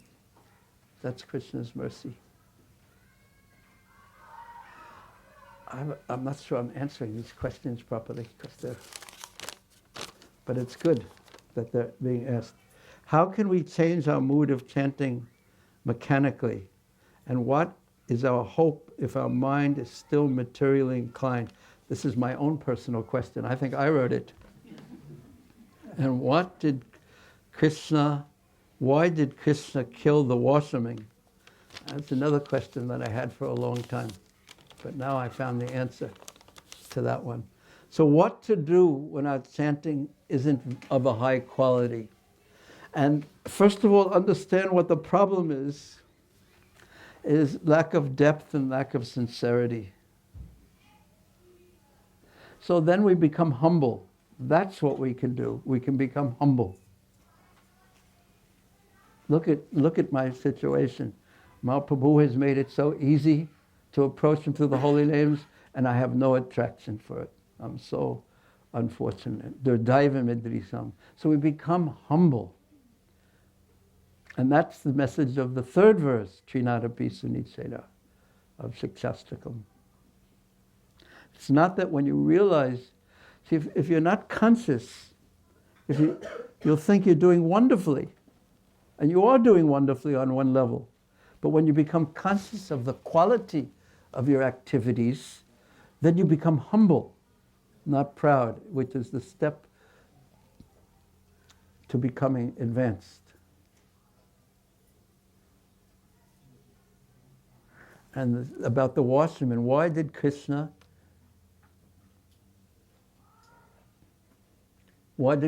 kill the washerman? I always thought first of all, when Krishna approached him, he spoke very, very gently. And the washerman responded in a very harsh way.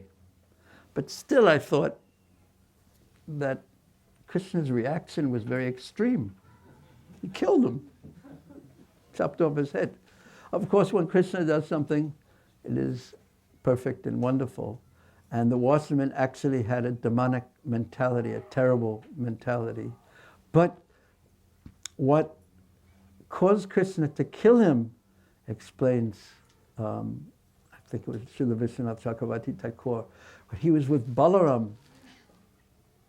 And the washerman said, "You fools," he used the word balisha, and he used the plural. "You boys, you are so foolish, you and Balaram." He used the plural. He insulted Balaram, trying to take things that are the king's. Kaṁsa had just stolen the whole kingdom, and he's accusing, and his washerman, or Dobi, a washerman, not a very prominent person in society, is accusing Krishna of trying to take things that belong to the king, who is the biggest thief, stealing the whole kingdom. And then he said, you boys are such fools, you and Balaram are such fools, and don't insult Balaram in front of Krishna. That's all the advice I have for you.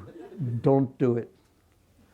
Because you can insult Krishna, and he'll say, okay, but don't insult Balaram in front of Krishna. Okay, and the last question is, and out of the 1, 2, 3, 4, 5, maybe we have time, 6, another one I won't be able to answer. Pastime mention of Kuvalaya Pita, Chanur and Mastika in Gargasamhita, how did they come about?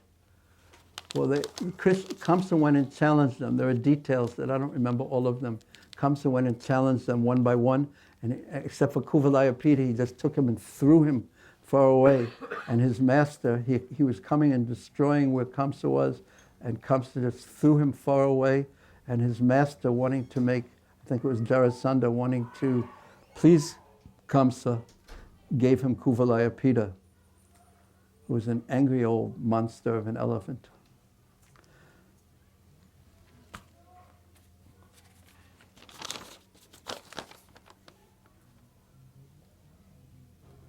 The only thing between a devotee and Krishna is his mind. Then why does Krishna give mind as an energy to the jiva, which is so difficult to control? This is another person who thinks like me. It's all Krishna's fault. I didn't do anything. I'm such a nice person. I'm all innocent. I never do anything wrong. It's all his fault, the Supreme Lord. A parent wouldn't give a knife to their kids. Oh, now it's really getting heavy. Wow. See, one thing is it's different when you look at everything from the point of view of Krishna looks at things from the point of view of eternity. From eternity. So whoever wrote this probably has a plan and put in a recommendation to Krishna, a better way that he should organize material existence. The mind is currently hurting devotees. Why doesn't Krishna help to take control of the mind? Okay, so Krishna does help, but we have to do our part. And what is our part? Is we should become humble, and we should try to use whatever we have in Krishna's service.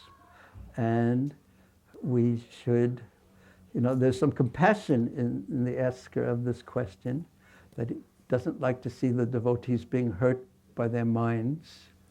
So that's quite wonderful. But it's not that Krishna gives a nasty mind to everyone.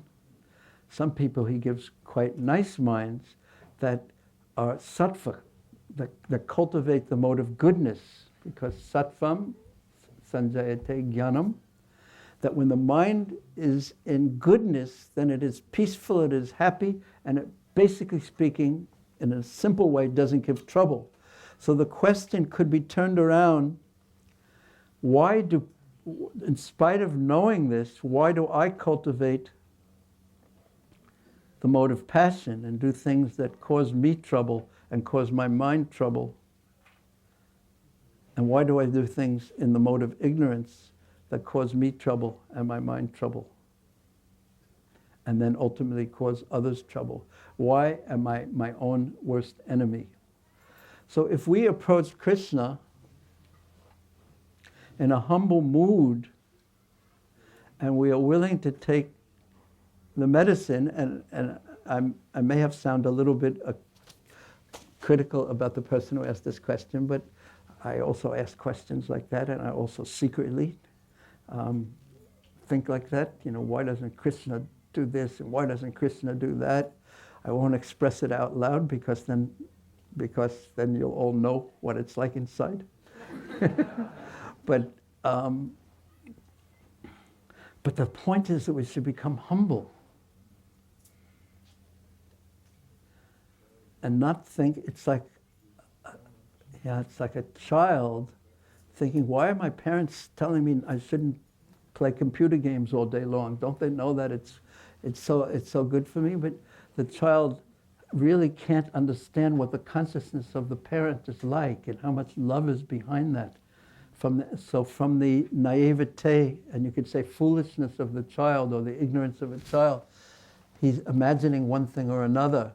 But a devotee accepts, by definition, that everything that Krishna does is good.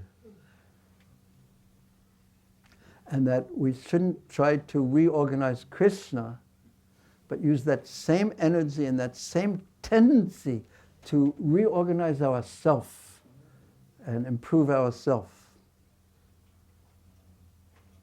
Yeah, that's how I would answer that question. And with the remaining 2 minutes, we will pick this one. How to stay in Krishna's thoughts after a wonderful retreat like this when I go back to my day-to-day life? It's also my question. It's so much easier when you're giving classes. So that's one thing you can all do. We face this question all the time at the Govardhan retreats. Because especially, but not only, but when you're in Govardhan, you're in this atmosphere that is so rarefied. It has such a sweetness to it. There's so much support. Do any of you swim regularly? Okay. Do you swim in the pool or the ocean? The pool. Do you swim in the ocean sometimes? Okay. When you swim in the ocean, because the ocean is full of salt water, and the salt water makes it easier to swim. Did you know that? And in the pool, there's lots of things in the water, but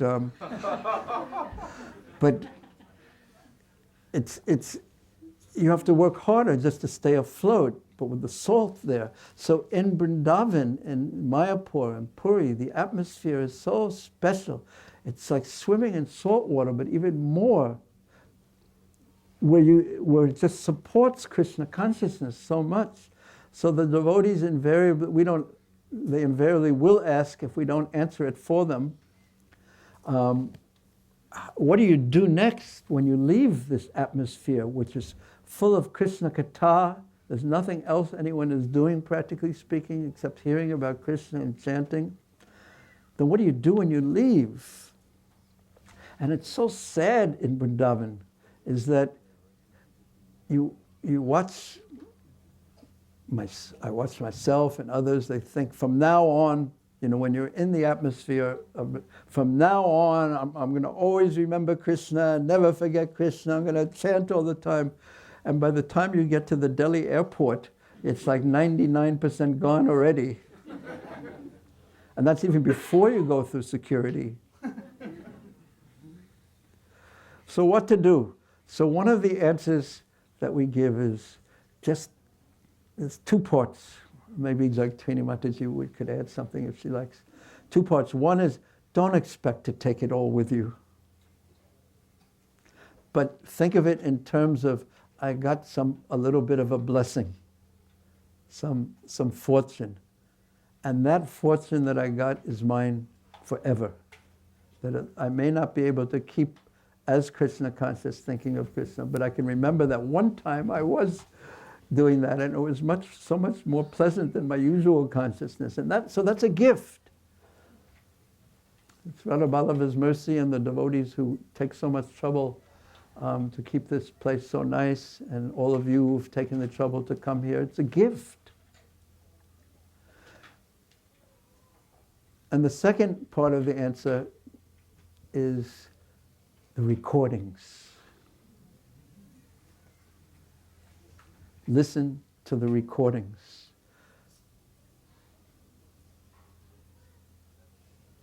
And the listening to the recordings and the leaving, we call that Govardhan Retreat Part 2. So, and try the whole, pray to Radha Ballabha to help you, pray to Gaurnitai to help you, try to make your rounds better, try to associate serve the devotees.